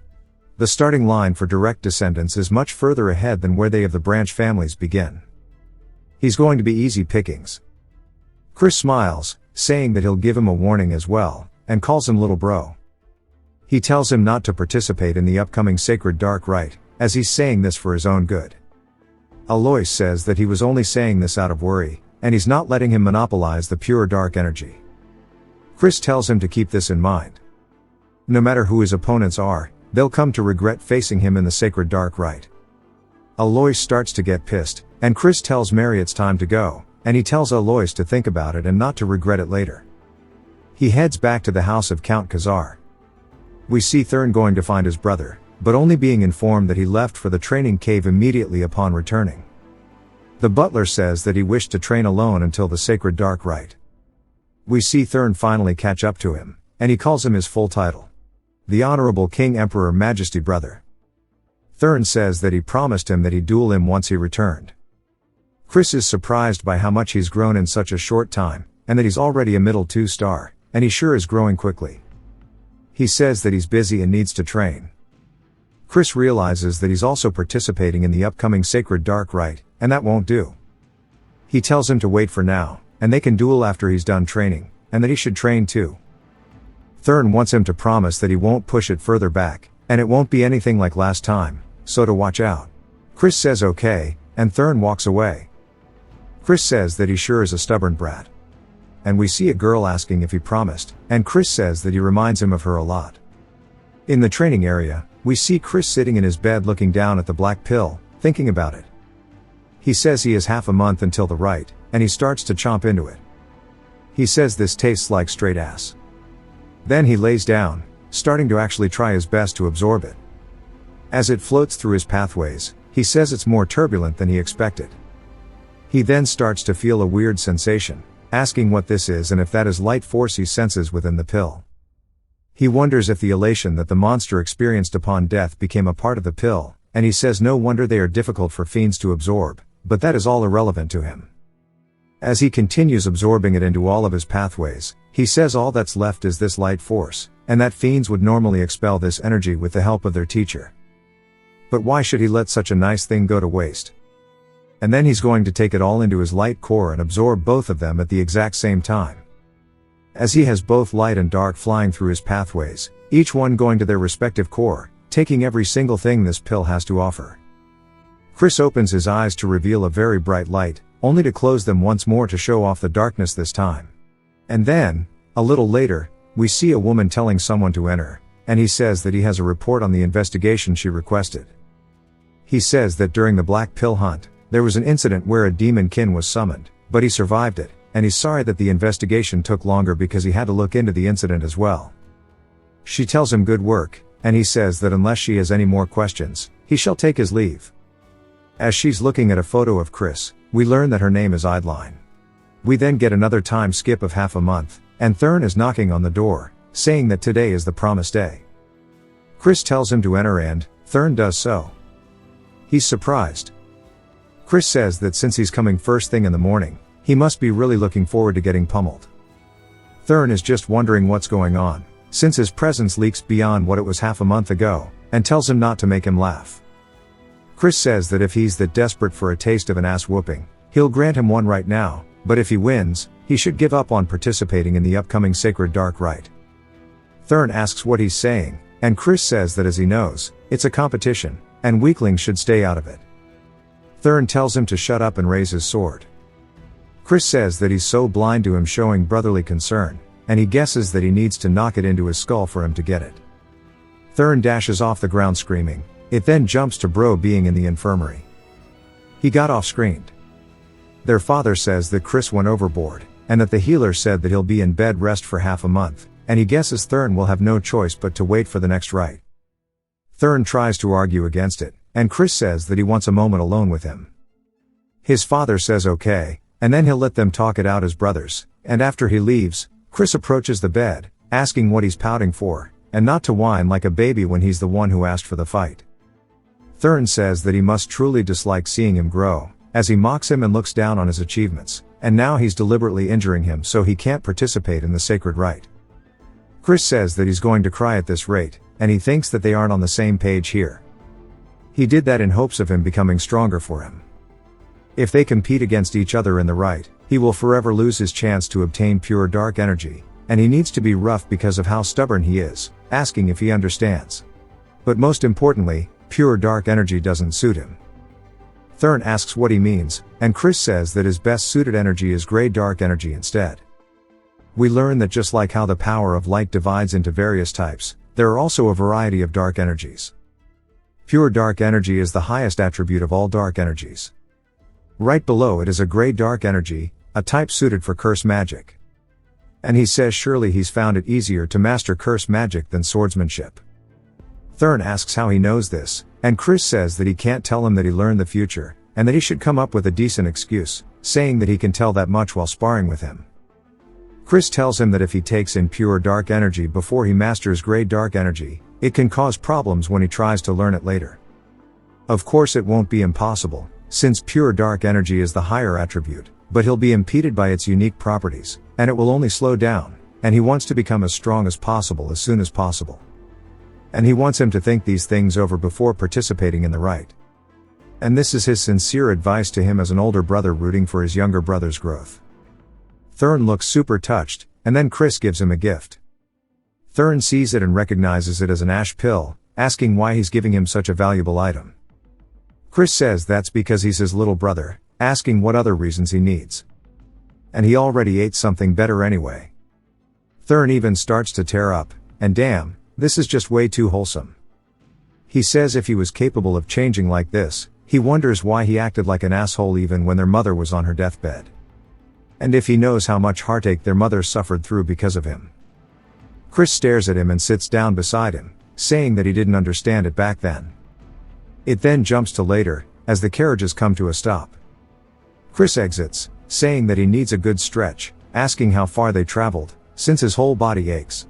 And he asks if it would hurt for them to open the warp gate, and he can't believe they're being this petty. This is going to change once he becomes the clan head. Mary then flies in, saying that she can't believe they're going on a date with just the two of them. Also, that this is making her heart go crazy. He says that she doesn't even have a heart. And he explains that because the main family limited him to bring in one companion, he can only come with Mary, since she's attached to him due to their pact. He sees other people talking about him. And Mary says that he is already famous. We then hear Simon calling him the young master, and everybody else is surprised, as they recognize him, and they ask what the head butler is doing greeting the good-for-nothing. Simon says that it's only been half a month, but he's managed to grow so much more. And Chris asks if the elder clan head's aide has nothing better to do with his time. Simon says nonsense, as he is here on his orders specifically, and that the elder clan head would like to meet him personally. Simon says that he doesn't even seem surprised, asking if he was expecting this, and Chris says that no, he actually was surprised, but Simon says that's not what he saw. It then jumps to the clan head's room, and Simon says that he's brought him. The clan head says good, and tells Chris that it's been a while, as we see Marion with him too. Chris starts to feel a very powerful gaze, saying that this presence is dominating, and he can barely stand from the pressure alone. And for him to exude such dark energy, despite knowing that someone of his level can't withstand it, is pretty crazy. His hands start shaking, and he lowers his head, greeting the Duke. The Duke asks if he was not surprised by the sudden meeting with him, and Chris says that he expected him to call him. The Duke asks why, and Chris says that it's because a new star has appeared in the clan. The Duke laughs, saying that's correct. Neither Marion nor Simon could hold back their compliments, and yet he can't quite tell if he should have any expectations. Chris doesn't reply yet, as the Duke continues, saying that no matter how great of a seed he may be, only time will tell how he will grow in the future. He could be a sapling that withers away as soon as he sprouts above ground, and Chris says that he is correct. He is still too lacking to match his expectations.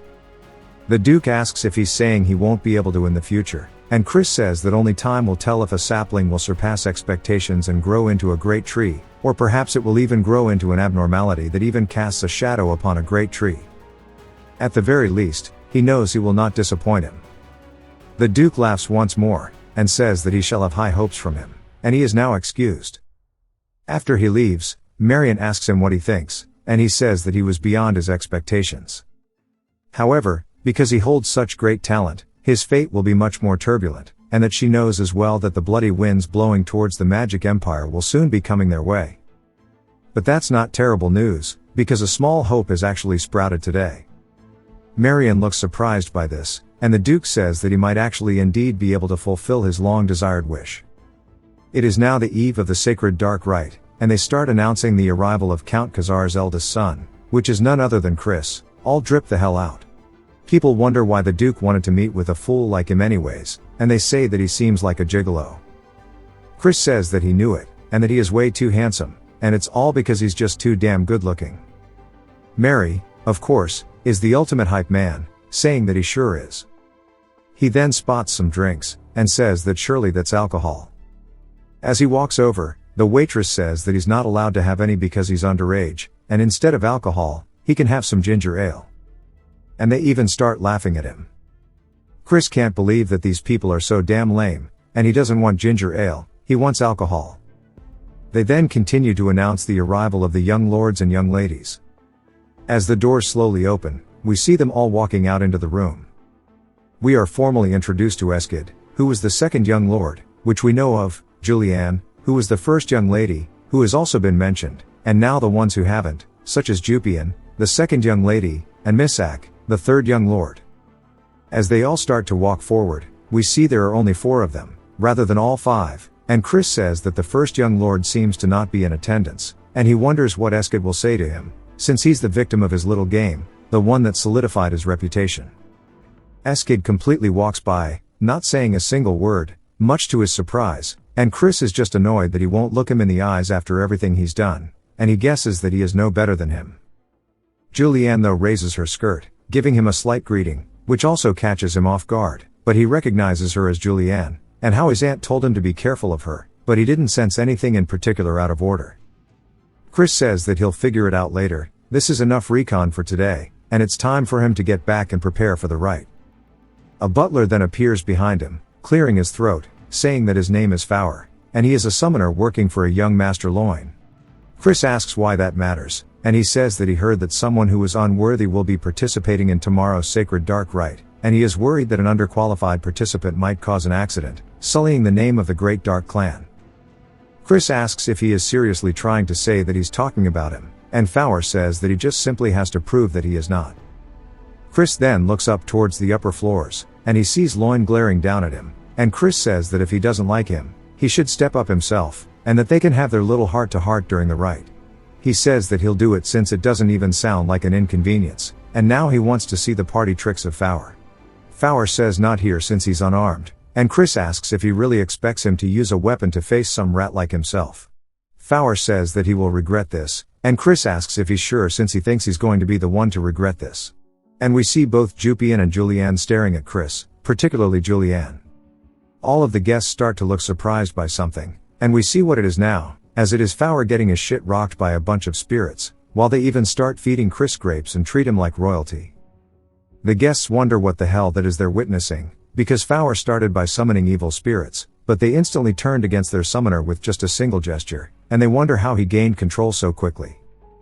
Chris asks if that was young Master Loin's wishes just now, and that's pretty unbecoming of a direct heir of the Dark Magic Clan, and he should have just challenged him to a duel if he had any grievances. Loin says the incident has nothing to do with him. Chris says not even a fool would fall for that lie, but he'll just believe him this once. Now they can meet again during the sacred dark rite. And that he sure does find him cowardly, but he'll make sure to teach him some manners next time. It's now the day of the dark rite, as we see Chris entering, straight yawning, ugly mode. Alois asks if he's not even the slightest bit nervous since he caused a ruckus yesterday. Chris asks why he came here even though he warned him not to, calling him little bro.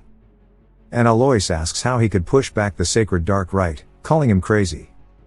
Loin then makes his way down the stairs, glaring at the rest like he's so much better than them, and Chris tells him just to wait.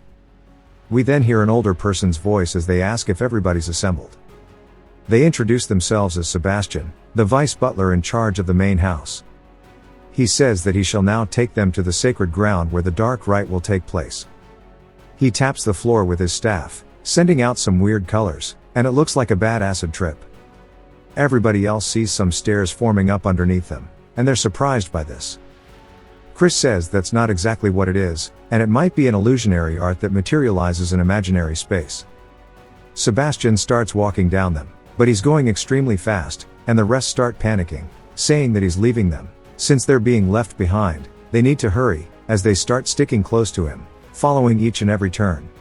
Some of the participants say this is weird, and they thought they went underground, so why is there such a steep slope, and even Loin and Alois look like they're struggling. Sebastian tells everybody to please hurry up, as the ground will not support them forever, and they even start falling off into the void.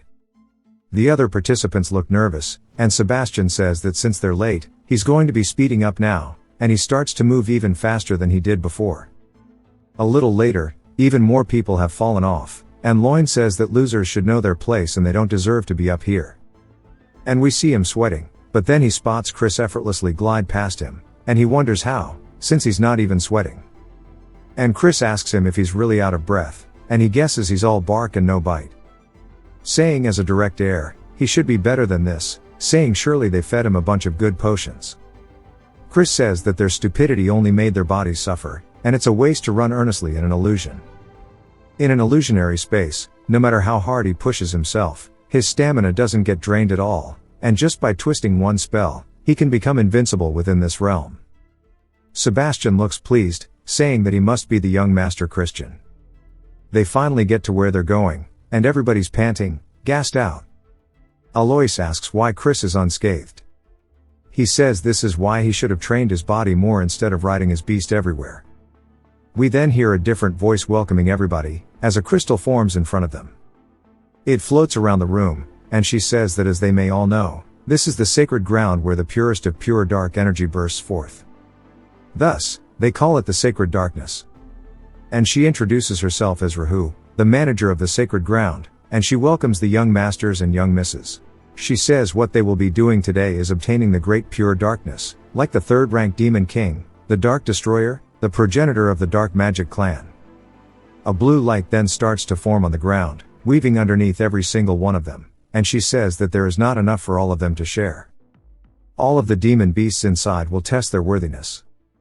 Chris asks if all she's saying is that it's based on who arrives first, and she says it's very perceptive. Chris asks what if an unforeseen mishap occurs making the competitors fight one another during the rite, and if they will be disqualified. She says that because each of them will be on a different path, they should not run into one another, but on the off chance they do, they should avoid conflict, as the more time they waste, the better it will serve the other competitors.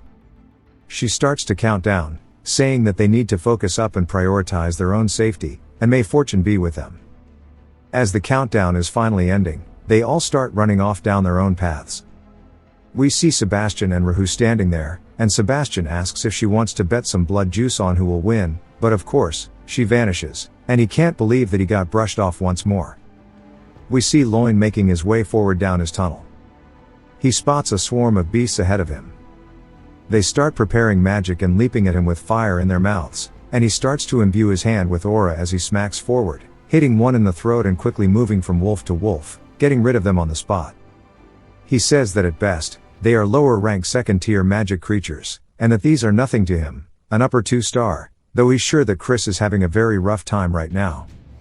According to the rules, each path is supposed to have the same distance and trials. However, he bribed a mage so that only Chris's path will have stronger demon beasts, and that he's going to come across some stronger demon beasts by pure coincidence, will meet a tragic fate, since any death that occurs during this is overlooked. It's going to be his grave. After a while, he finally comes across a door, and Loin says that this must be it, to the sacred ground, and he knew he'd be the first one here. Chris asks what took him so long, as he thought he was going to die of boredom from all the waiting. Loin asks how he got here so fast, and Chris says there wasn't much to it. Loin says that's not possible, as his path should have had much stronger monsters, and then he closes his mouth realizing what he was saying. Chris smiles, saying no wonder, he thought they were at a higher level than they should be, so it was all his doing. Loin asks who he is to throw allegations like this. Chris says that it's only going to be the two of them for a bit, asking if there's any need for formalities. Loin calls him an arrogant asshole, saying it's taboo for competitors to clash during the rite, but he's going to crush him here and now as he swings forward. Chris easily dodges the attack and says that he's using magic combat arts. It's a combat technique that explodes magic power at close range or disables his opponents by snapping their joints. Chris continuously avoids each and every one of the attacks, to the point that he's getting annoyed, and Loin even calls him a slippery rat. Loin then spots Chris's hand, thinking that it's an opening, and charges forward, saying that he's going to break him. Chris calls him a dumbass, and he grabs his wrist instead, putting him into an arm hold. He tells him not to cry even if it hurts, and then all we hear is the sound of it snapping, and he lets out a very loud scream. We then see Alois running down the hallway, asking if he's too late, only to see Loin and another competitor both laying on the floor. Alois asks Chris if he did this, and Chris calls him slow as hell, asking if he's going to faint on his own now or if he needs to beat him until he does. Alois says that he hasn't been sitting around doing nothing, and to come at him. Of course he got folded like an omelette, and Chris says that was some real deja vu, and he's sure they'll find them if he just leaves them here. He explains that 5 years from now, the first great war against the Alliance will break out, and he needs to have the Dark Magic clan within his grasp before then, which is why he can't share even an ounce of the darkness with them. And since he's done cleaning up, it's time for him to take possession of the sacred darkness once and for all. The sacred darkness is the power that grants a fiend the possibility of becoming a true transcendent. The Duke, who is known to have absorbed 80% of it, is one of the strongest alive, even amongst the demon monarchs. The Dark Destroyer also absorbed more than 90% of the pure dark energy to become a demon king, meaning if he can make 100% of the dark energy his, he can exceed even the demon emperor himself. As he stands before it, he slowly stretches his hand out, until it starts pouring through all of his paths. It then jumps to some people saying that was unbelievable, every other person than Chris, was eliminated. This is a disaster, as the young master, Loin, is in serious condition. They start saying that he probably used a trick or a banned magic tool, and that they need to investigate thoroughly and punish him. Jupian says that won't be necessary, as that bastard won't be able to enter the sacred ground anyway. The fact that he hasn't left for 2 days must mean that, unless this is all time required to absorb the sacred darkness due to the quantity, he has already been crushed by the sacred darkness and died. Even the Duke had run into a limit of how much he could absorb, and that Chris is definitely dead, and there won't even be a corpse left behind. As she walks away, she closes the door and looks pissed, saying that even if he comes back alive, she'll kill him herself. Because when her father died during his battle against the Alliance, only her and Loin were adopted by their uncle, Viscount Langham. That's why her footing within the clan is already unstable, and since Loin wasn't able to receive the sacred darkness either, no one will support him in becoming the successor, and that she will pay Chris back for this indignity. Even some of them start saying that the good-for-nothing still isn't out yet, and that he must already be dead, and it's punishment for being greedy without knowing his place. And they say that even the ghost over there is waiting for her master, but she'll soon meet her master's ghost, it seems. Mary puts a hole into one of the bags, pretty much giving them a warning, and she says that her heart flutters as she waits for her young master, but if they keep being noisy around her, she'll turn them into ghosts under her control. They run away saying they're sorry, and she returns back to being a cutie pie, telling Chris to return quickly, as a man who makes a maiden wait is not cool at all. It then jumps to Chris, sweating hella, saying that this is an unending darkness that chokes the breath from his throat, and that he's only around the 70% mark, and that this is a lot more difficult than he expected, but he has to endure no matter what. The real test will begin around the 90% mark, and if he takes in too much and exceeds his limit, his core will shatter, and he will die here before the war even starts. He then realizes something, saying that's right, and that if only he had a dragon heart. The dragon has the largest container for their core, so even if it's just for a few minutes, he can imitate its heart, there might be something about it. As he does his best to do so, even more energy is being absorbed, and it slowly starts to shatter. He says this is his limit and needs to stop, and we hear Mephina asking him if he needs help. He then sees her appear in front of him in this subspace, and she's a big girl, but he is just taken aback. He asks how a demon is in this space, and she says that the power of demons is to communicate within darkness, and this poses no difficulty to her, and that it is possible for her to help him in this instance without any conditions. He asks why, and she laughs, saying that it's just a fleeting whim, and to take her hand, as it will let him take in all of the sacred darkness. It then jumps to 1 week later, as the Duke is setting down his cup. He says that he would be hard-pressed to say that Chris is still alive when there has been no news at all. Marion seems confused, asking why he would be so greedy to this point, and Simon says that Viscount Langham also agrees with him, and he wishes to close the pathway leading to the sacred ground soon. The Duke thinks about it, and asks Simon if he will give the command. The Duke says that he is just trying to test this old man, and he asks Simon if he thinks that Reckless Child is still alive.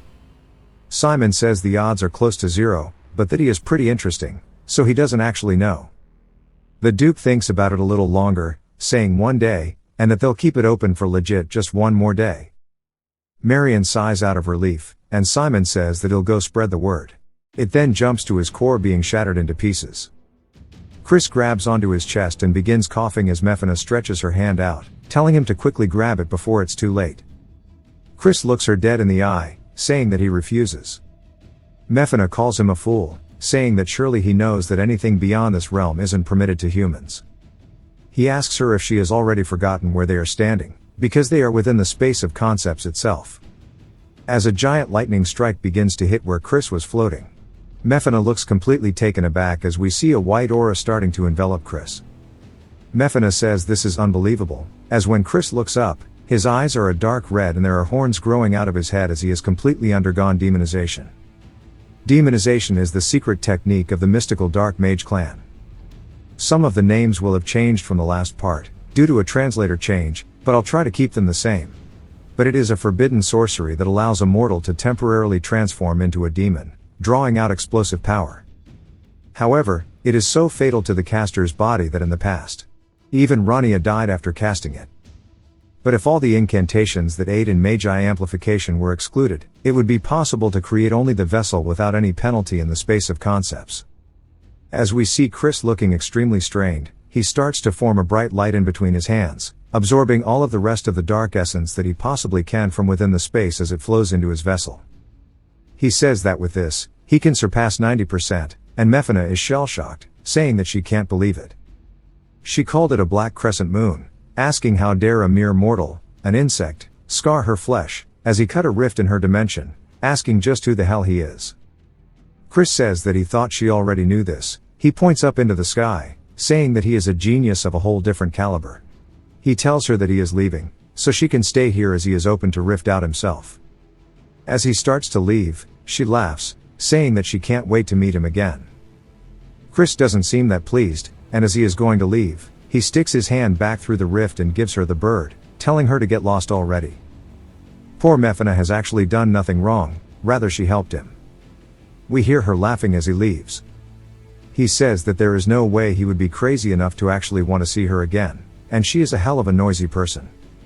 He wonders how much time has passed since he went in.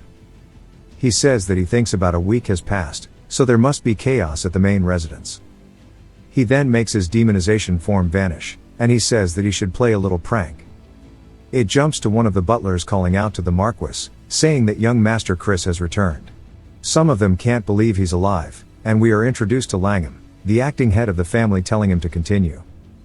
The butler says that he barely managed to survive, and he is in a state of extreme fatigue. The healer says that he can feel the dark magi, but it is very murky. It seems he will likely have difficulty wielding magic properly in the future. They say that they knew it. There is no way that delinquent would absorb more than 80% of the dark essence. They lost some of the dark essence out of pure greed. They must hold him accountable for this. Langham says that he understands, telling everybody to please leave, as the meeting should end here today. Once everybody leaves, Langham calls out to his guard named McField, asking if it is true. McField says that from what he observed next to the healer, it was certain that there was a problem with his core. Langham continues tapping his fingers anxiously, which makes McField nervous. As Langham is deep in thought, McField wonders what exactly is about to happen. Langham then speaks up about Loin, saying that he was supposed to become a sacrifice for the upcoming extreme poison mage plan, and the plan to get rid of Jupian and Ham in one fell swoop has been thwarted. Besides, he heard that his father is showing interest in him. He can't believe that someone keeps muddying the waters around him, as McField's heart starts to go crazy. Langham stops tapping his finger, which makes McField look back towards him. Langham tells him to bring Chris to the Dark Hall tomorrow, as they will decide his fate in front of the retainers. It then jumps to later as Chris is now standing before Langham and the others. Chris says that it's clear that he's made up his mind to take him down, as the most remarkable people in the family have gathered for this. Langham asks Chris if he knows the mistake he made during the Sacred Dark Rite. Chris says that he does, and Langham asks for him to explain it to him. Chris says that he should have crushed his brothers more decisively, in line with the reputation of the family, but he failed to do so, since they are still able to walk around. They go to yell at Chris, but Langham tells them to be quiet, saying that his mistake is that despite monopolizing the resources of the family, he failed to achieve results that were worthy of them. Chris asks what he means by a worthy achievement, and Langham says that at least a purity of 70%. Chris asks what punishment one will receive if they fail to absorb over 70%. Langham says that he will not be taught any dark magic. Furthermore, he will be banned from entering the main house, and the succession to the title of the Count will be prohibited. Chris asks how he will judge the achievement, as it seems he cannot measure it precisely either. Eskid then raises his hand, saying that he could do it, calling him little brother. He says that although Chris's core is muddied, if it is a magical collision, the purity can be measured to some extent, and if he absorbs 70% and surpasses him, that would mean that he has achieved even greater success than he did. We learn that magical collision is exactly what it sounds like. It is a battle that determines the superiority of magic purely based on purity. If both sides have the same amount of magic, the one who possesses dark magic will inevitably overpower the other. However, if two dark mages of the same rank clash, the one with the higher purity takes the advantage. In other words, it is the perfect way to destroy the core of the defeated. Chris says that he is more despicable than he thought, but he decides to go along with it. However, if he manages to achieve a level of success that everybody here recognizes, he asks that Langham recommends him and allows him to take the test of the air. People are surprised, and Eskid says that he agrees with Chris's opinion, asking why it matters whether it is from the collateral branch or the direct line when it comes to ascending to the position of the air, and that the strong must reign at the top, as that is the way of the magic world. They ask if he is serious about the fact that they brought up the way of the air, and Eskid tells Chris that he wants to be clear. If it is handled poorly, his core will be damaged, so he will only use a magic that is second tier, suitable for his rank, though there is a difference in their purity. As they both start to send out their magic towards one another for the clash, it begins to create a black aura, and Chris says there is no need to go that far, and he should take care of his precious core. Eskid says that the way he is saying that, he is looking forward to seeing how extraordinary his magic will be. As Chris starts to shoot out even more magic forward, we see it starting to completely wrap over Eskid until it has completely dissipated it in front of everybody. Eskid asks what is going on, as he neutralizes magic without gathering his energy. He says in that case, he needs to use a higher tier magic as he starts to shoot out his next one. This time it is way bigger than the previous one, but Chris is still using the one he did before. He then realizes that he might have to use a little more, as it starts to send out a ripple of aura forward. It once again dissipates Eskid's magic, and he says that he is disappointed. He was acting all high and mighty, but he is not even impressive. Eskid starts to completely snap, as a purple vortex starts to appear in his hand. The aura begins swirling around him violently as he is pissed. Some others in the room say that is 4th tier magic, and if he uses that, then Chris's core is going to be destroyed as we see some kind of dragon forming from the aura. As it starts to make its way forward, a giant hand made of aura stretches out and starts to completely envelop the dragon Eskid just made. Eskid just looks completely defeated, and Chris says that he just wants to remind him that if it is handled poorly, his core will be damaged, as he has completely dominated Eskid. He says that he should have been more careful as he starts to stretch it out towards the face. We then see Eskid's magic completely disconnect from what he summoned, and he begins coughing up blood violently. Growing worried, the witnesses start to call out for him. Chris wonders if he was a little short, as he should have shattered his core right there, but he didn't. With the blood now on the floor, Eskid says he acknowledges it, and it seems that he has acquired more than 90% purity. They start to go crazy, and Chris asks if he now has a right to be a heir. Langham then stops and starts tapping his finger, saying that as promised, he'll let him take the test. However, there's no precedent for a branch family member taking it, so as the clan head's proxy, he'll decide the test format himself. First, he needs to prove his potential and then accomplish a feat worthy of an heir. Chris asks how he's meant to prove his potential. Langham says he needs to reach 3 stars within 3 months. Chris asks if that's it, reminding him that he is a genius. Langham says he'll look forward to seeing him in 3 months then. It then jumps to Eskid and Langham having tea, and Langham says that he's disappointed in him. Eskid says that it's his fault for underestimating him. Even his core took some damage because of it, and they should act before he becomes a threat in the future.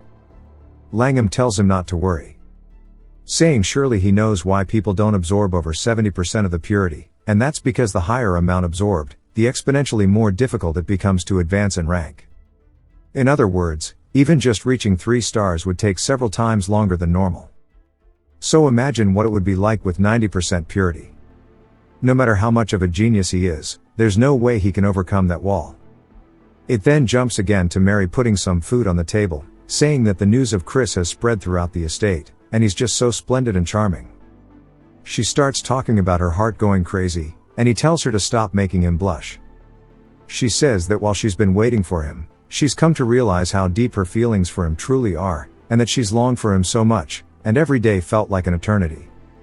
He looks surprised by how warm her words are.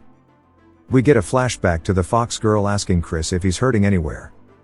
Rania says that he's fast, so there's no way he would be, and that just in case, she'll check it. The fox-like girl says that it's weird to say when she is the one who is worried, and Rania says that she isn't, and it's Evan who is. Chris smiles, saying that it's been a while since he has felt this way, ever since he escaped from that hellish family that only wished for his death, and from the past life where every turn he took was filled with blood. As Evan puts his hand on his shoulder, Chris says that the warm hearts that guided him and the words that he couldn't say back then, he wants to make it different this time. He thanks Mary, which catches her off guard, and he thanks her once more for waiting for him, saying that he truly means it.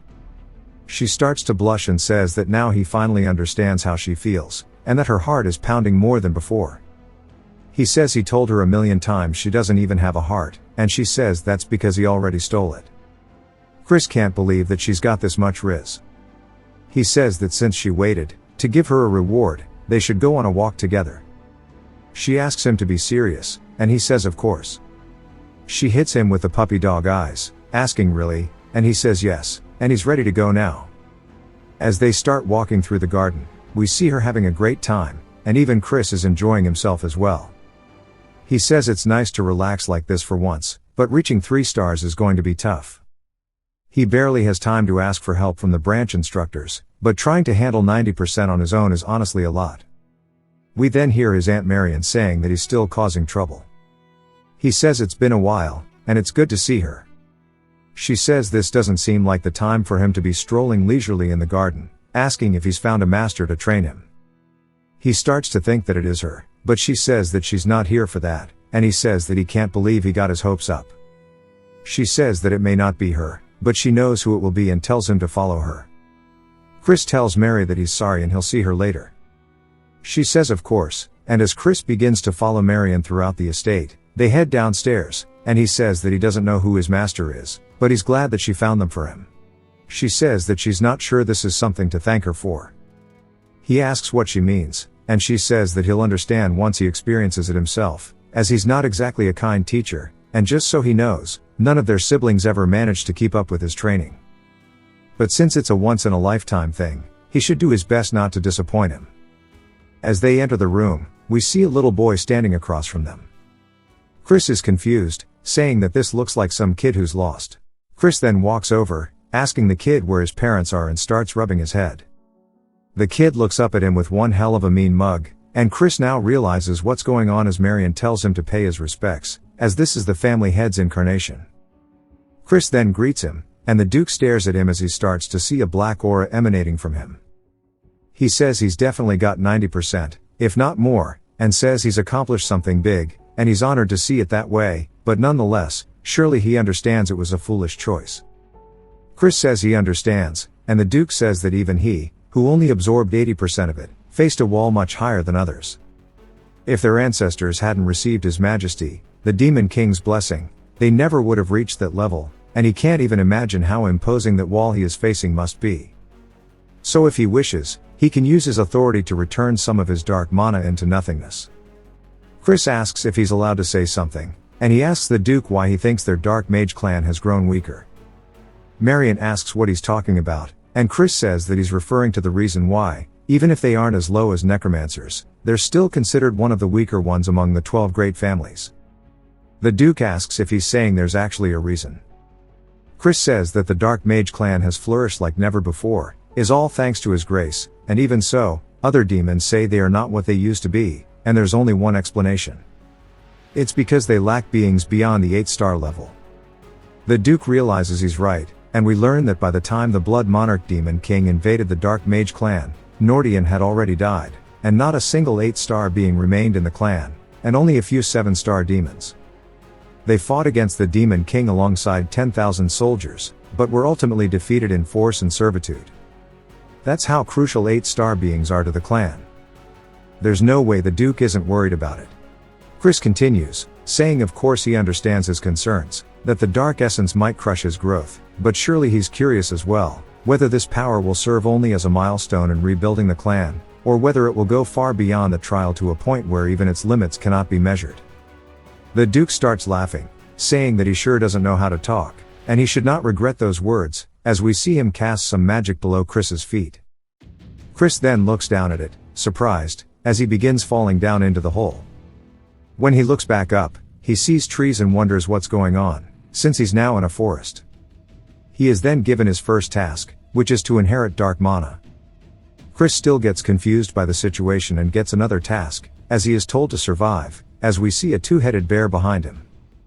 Chris sweats nervously and looks at it, saying that he is totally screwed. We see the Duke watching this from some orb, and even Marion is with him. She recognizes the task, saying that it's a bit too much to throw a mere 2-star kid into a grade 4 beast den. The Duke says that must mean one beast isn't enough, and he snaps his fingers. A second monster shows up, this time it's like a scaly lizard. Marion says that she's so sorry for Chris, and the Duke says that if he struggles to survive, he'll eventually face the true nature of dark mana. After all, the deepest understanding only comes when one is pushed to the brink of death. He just hopes that he doesn't get hurt too badly, and he asks Marion if she prepared it. She says yes and pulls out a whole tray of diabetes. He starts hammering them puppies back, and says that whenever he uses magic, He gets crazy sugar cravings. As he snaps his fingers once more, the sky goes dark, and he says that the best time to enjoy the show is at night. He begins laughing, and he says that he's excited to watch his grandson's training. As Chris stands before both of the monsters, he recognizes them as a twin-headed bear and a rock lizard, and he says that he would have his bones smashed in a single hit. The rock lizard screeches as it shoots out an acid attack from its mouth. Chris dodges it, and it begins to burn a hole into a nearby tree. Chris says that a single mistake could lead to death, but this is still just a training exercise, and he asks the Duke if he can hear him. The Duke wonders what he wants, and Chris says surely he wouldn't assign a task without a solution. Marion says there actually isn't one, and Chris asks if he wants him to figure out how to defeat beasts that are way stronger than he is. Marion says that no, the Duke just wants to watch him get beaten up, and Chris says that he is game for this, and that he can't wait to figure it out, as it has now turned into Street Fighter. The bear comes in for an attack, which Chris ducks under, saying that it sure is fast, but its power is also no joke. But there must be a way for him to counter it. As he continues dodging the attacks, the Duke sighs, saying that he certainly has talent. His movements are completely different from the others. Marion says that's true, but he's still just a child. Only for us to see Chris standing atop the twin-headed bear's corpse. And they are both absolutely speechless. The Duke asks Chris how he managed to pull that off. Chris says that the bear has high physical strength and defense, and he attempted to attack it, but its agility and resistance to magic are weak. He took advantage of the openings he created because of that, and in that split second, he injected dark magic directly into its heart.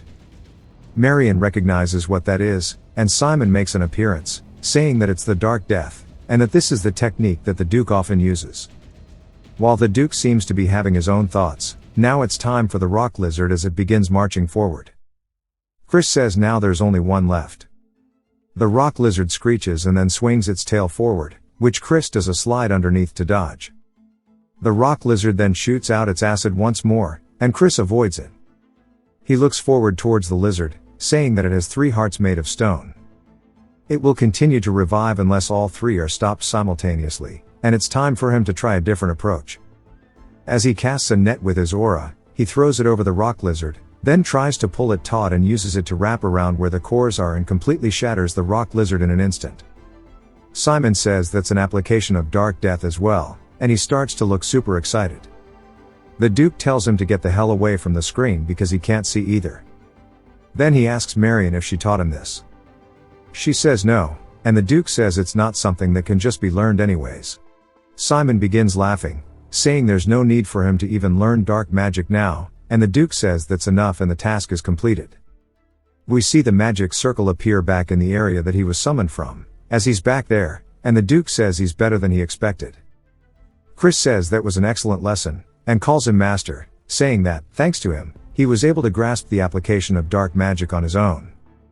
The Duke tells him not to be so arrogant, because now they will begin the proper teaching of dark magic, and he tells both Marion and Simon to step outside. Marion looks worried and closes the door. The Duke says that before the first magic lesson begins, he wants him to think about what dark magic is. Chris says that it's controlling the opponent with perfect darkness. The Duke then asks what perfect darkness is, and Chris begins to think about it. The Duke tells him to watch carefully, as he starts to unlock the seal. The area begins shaking around them, and the Duke says for all darkness resides there.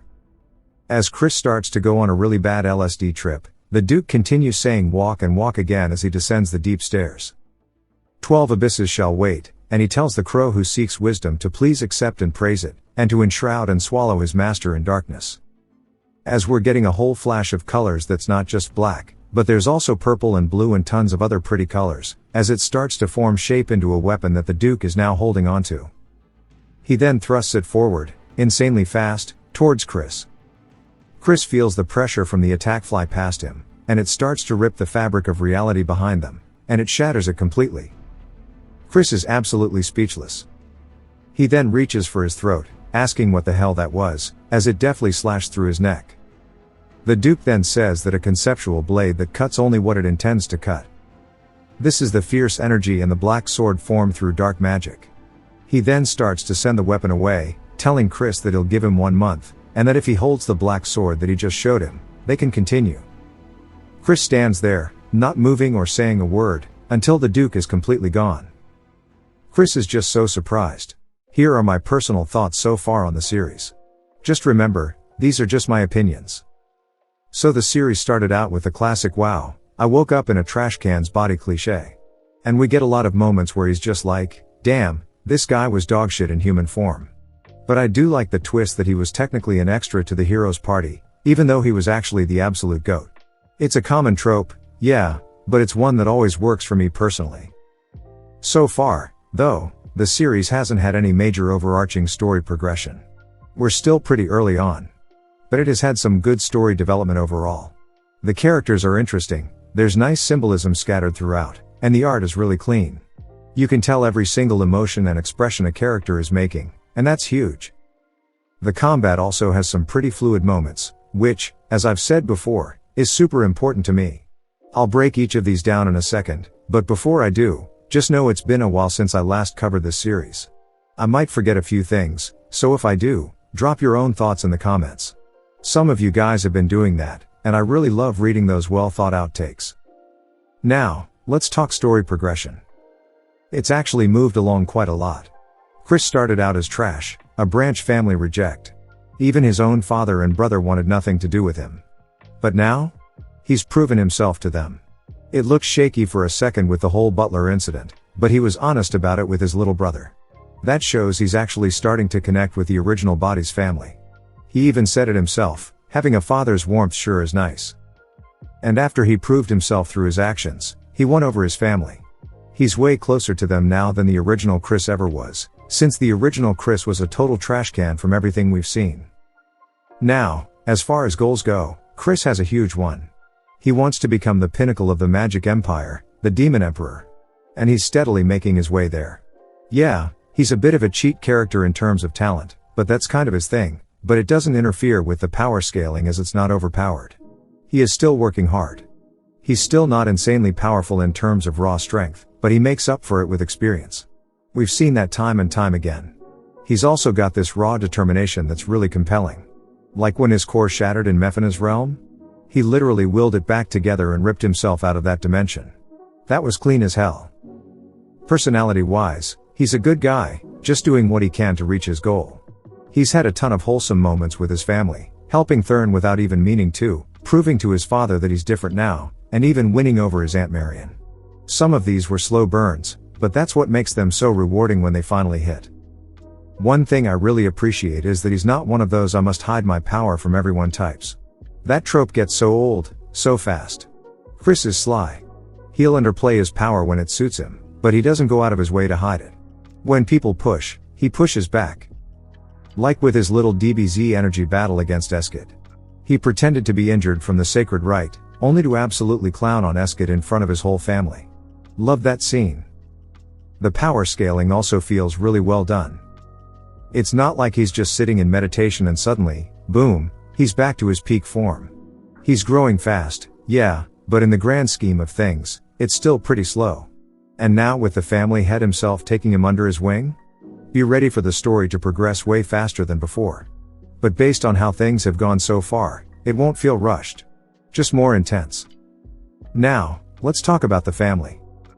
Starting with his father, this dude had some solid development.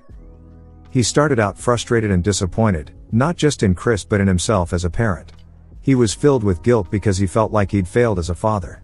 He'd trusted the original Chris so many times when he said he'd change, only to be let down over and over again. So when Chris started acting differently, he was hesitant. Then the Cox situation happened, and he was done. He was completely over it, thinking it was Joe Ever. Only to realize he was wrong this time. Chris was different. He was actually talented again, like he used to be. And more importantly, he was kind now. That shift in his father's attitude was great. He even started bragging about Chris to his sister, Marion. That was such a nice moment. Sticking with the family, let's talk Thurn. He was frustrated too. He'd once looked up to Chris, but the original Chris fell so hard that Thurn started to loathe him. During their first sparring matches, Thurn was feeling that frustration hard. But as they kept training, he started looking up to his brother again. That brotherly love came back, and it felt really genuine. Not much more to say there, but it was a nice touch, Long live the Honorable King Emperor Majesty Brother. Now, Marion. She hasn't had a ton of development yet, but she's worth mentioning because she clearly cares about Chris a lot. And the way he won her over? By making her handmade snacks. It was so cute. And now that he's training with the Duke, she's definitely going to have more moments with him. Speaking of the Duke, did not expect him to be in kid form. But honestly, I don't hate it. His old, wrinkly ballsack form was cool too, though, because of that saying, be wary of an old man in a profession where men die young. You just knew he was crazy strong. But now, he's been watching Chris handle his training and slowly getting more and more impressed. Where we left off, he clearly has some big hopes for Chris. Marion mentioned he has a dream in mind, so I'm curious to how that will play out. There are a few other characters I could talk about, but there's not much to say about them yet. But I can't leave the character section without mentioning Mary. Absolute cutie pie. Even though she's bound by a contract, it's clear she genuinely likes the new Chris. She jokes about it a lot, but you can tell from her eyes that he's done something to win her over. Maybe the original Chris said something sweet to her when he was drunk, or maybe she can tell the soul is different. If that's the case, maybe she could see a glimpse of his past life, because she truly sees how sweet and sincere Chris really is now. I love every scene with her. Can't wait for more. Now, I just briefly wanted to touch on how this series is absolutely littered with symbolism. The most recent example would be Chris telling the Duke to try and trust him. While he's saying that, we see a knight piece on a chessboard. It's such a layered moment. On the surface, he's practically telling the Duke that he's going to lead the charge forward for their family. But it also doubles as him saying he's a wild horse that nobody will expect, like a knight in chess that moves unpredictably. And it even has a third meaning. He's saying he's going to lead the race for the heir position and become the family's resident 8-star. Moments like this are everywhere. The same chapter had the whole wall metaphor that the Duke mentioned too. But if I went through each one, we'd be here forever. If people are interested in video essay style breakdowns on the symbolism in this series or others, or just video essays on certain manhwas in general, let me know. I'd be more than happy to try it out. Now, moving on to the character expressions and emotions, this series absolutely nails it. Again, I won't dive into every single example, but there are so many times where you can just see what a character is thinking without even needing a speech bubble or thought bubble. The expressions are so clearly conveyed that it makes the dialogue hit even harder. Now, let's talk combat. There honestly hasn't been a ton of it yet, but the bits we have seen? They're really enjoyable. It doesn't feel lazy or like he's just spamming random bullshit moves to win fights. Each battle feels deliberate. There's actual strategy behind what Chris is doing. A perfect example is the recent DBZ-style energy battle. The hand that he summoned felt genuinely powerful. It showed just how much of a gap there was between him and Eskid, who's a lead candidate. That's what I want to see in fights, the feeling of scale, of power, of impact. And previously, I mentioned how he uses his experience to win fights. The most recent ones we saw with the bear and the lizard were prime examples of that. He didn't rely on some overpowered technique. He just used pure, raw experience to outmaneuver and deal with both of them. And it caught even the Duke by surprise. But what really makes the combat stand out is the fluidity. Every fight where people are using fists or weapons instead of just magic? You can feel the flow. There's a genuine back and forth. You can see Chris getting in, taking space, then giving it up to bait them into the situations he wants. He's setting traps mid-fight. A good example is what he did to Thurn. He hit him with the brotherly violence no jutsu right in front of Melon, but it was all calculated. He was completely in control of that fight. His fight with Melon is another example of that control. And that's what makes his fights so fun to watch. They're not just power flexes. They're tactical. All in all, this series is really good. It has a ton of potential, and it's living up to most of it so far. I honestly don't have any major gripes with it. But if I had to pick one thing, it would be that I wish they'd expand a bit more on his past life. I'd love to know more about what he did, who his friends were, what his life was like before. But honestly, I feel like that's going to be something we get more of later. So I'm not really complaining. Just something I'd like to see down the line. For now, the series is progressing at a solid rate. The pacing is good. The story beats are hitting at the right moments. And if it keeps up this level of quality, we're in for a long, fun ride. The series is in a great spot right now, and I can't wait to see where it goes next. If you've watched till the end, comment, Antique, to let me know. Subscribe for more videos like this, leave a like or a comment to help the channel out. Thanks for watching.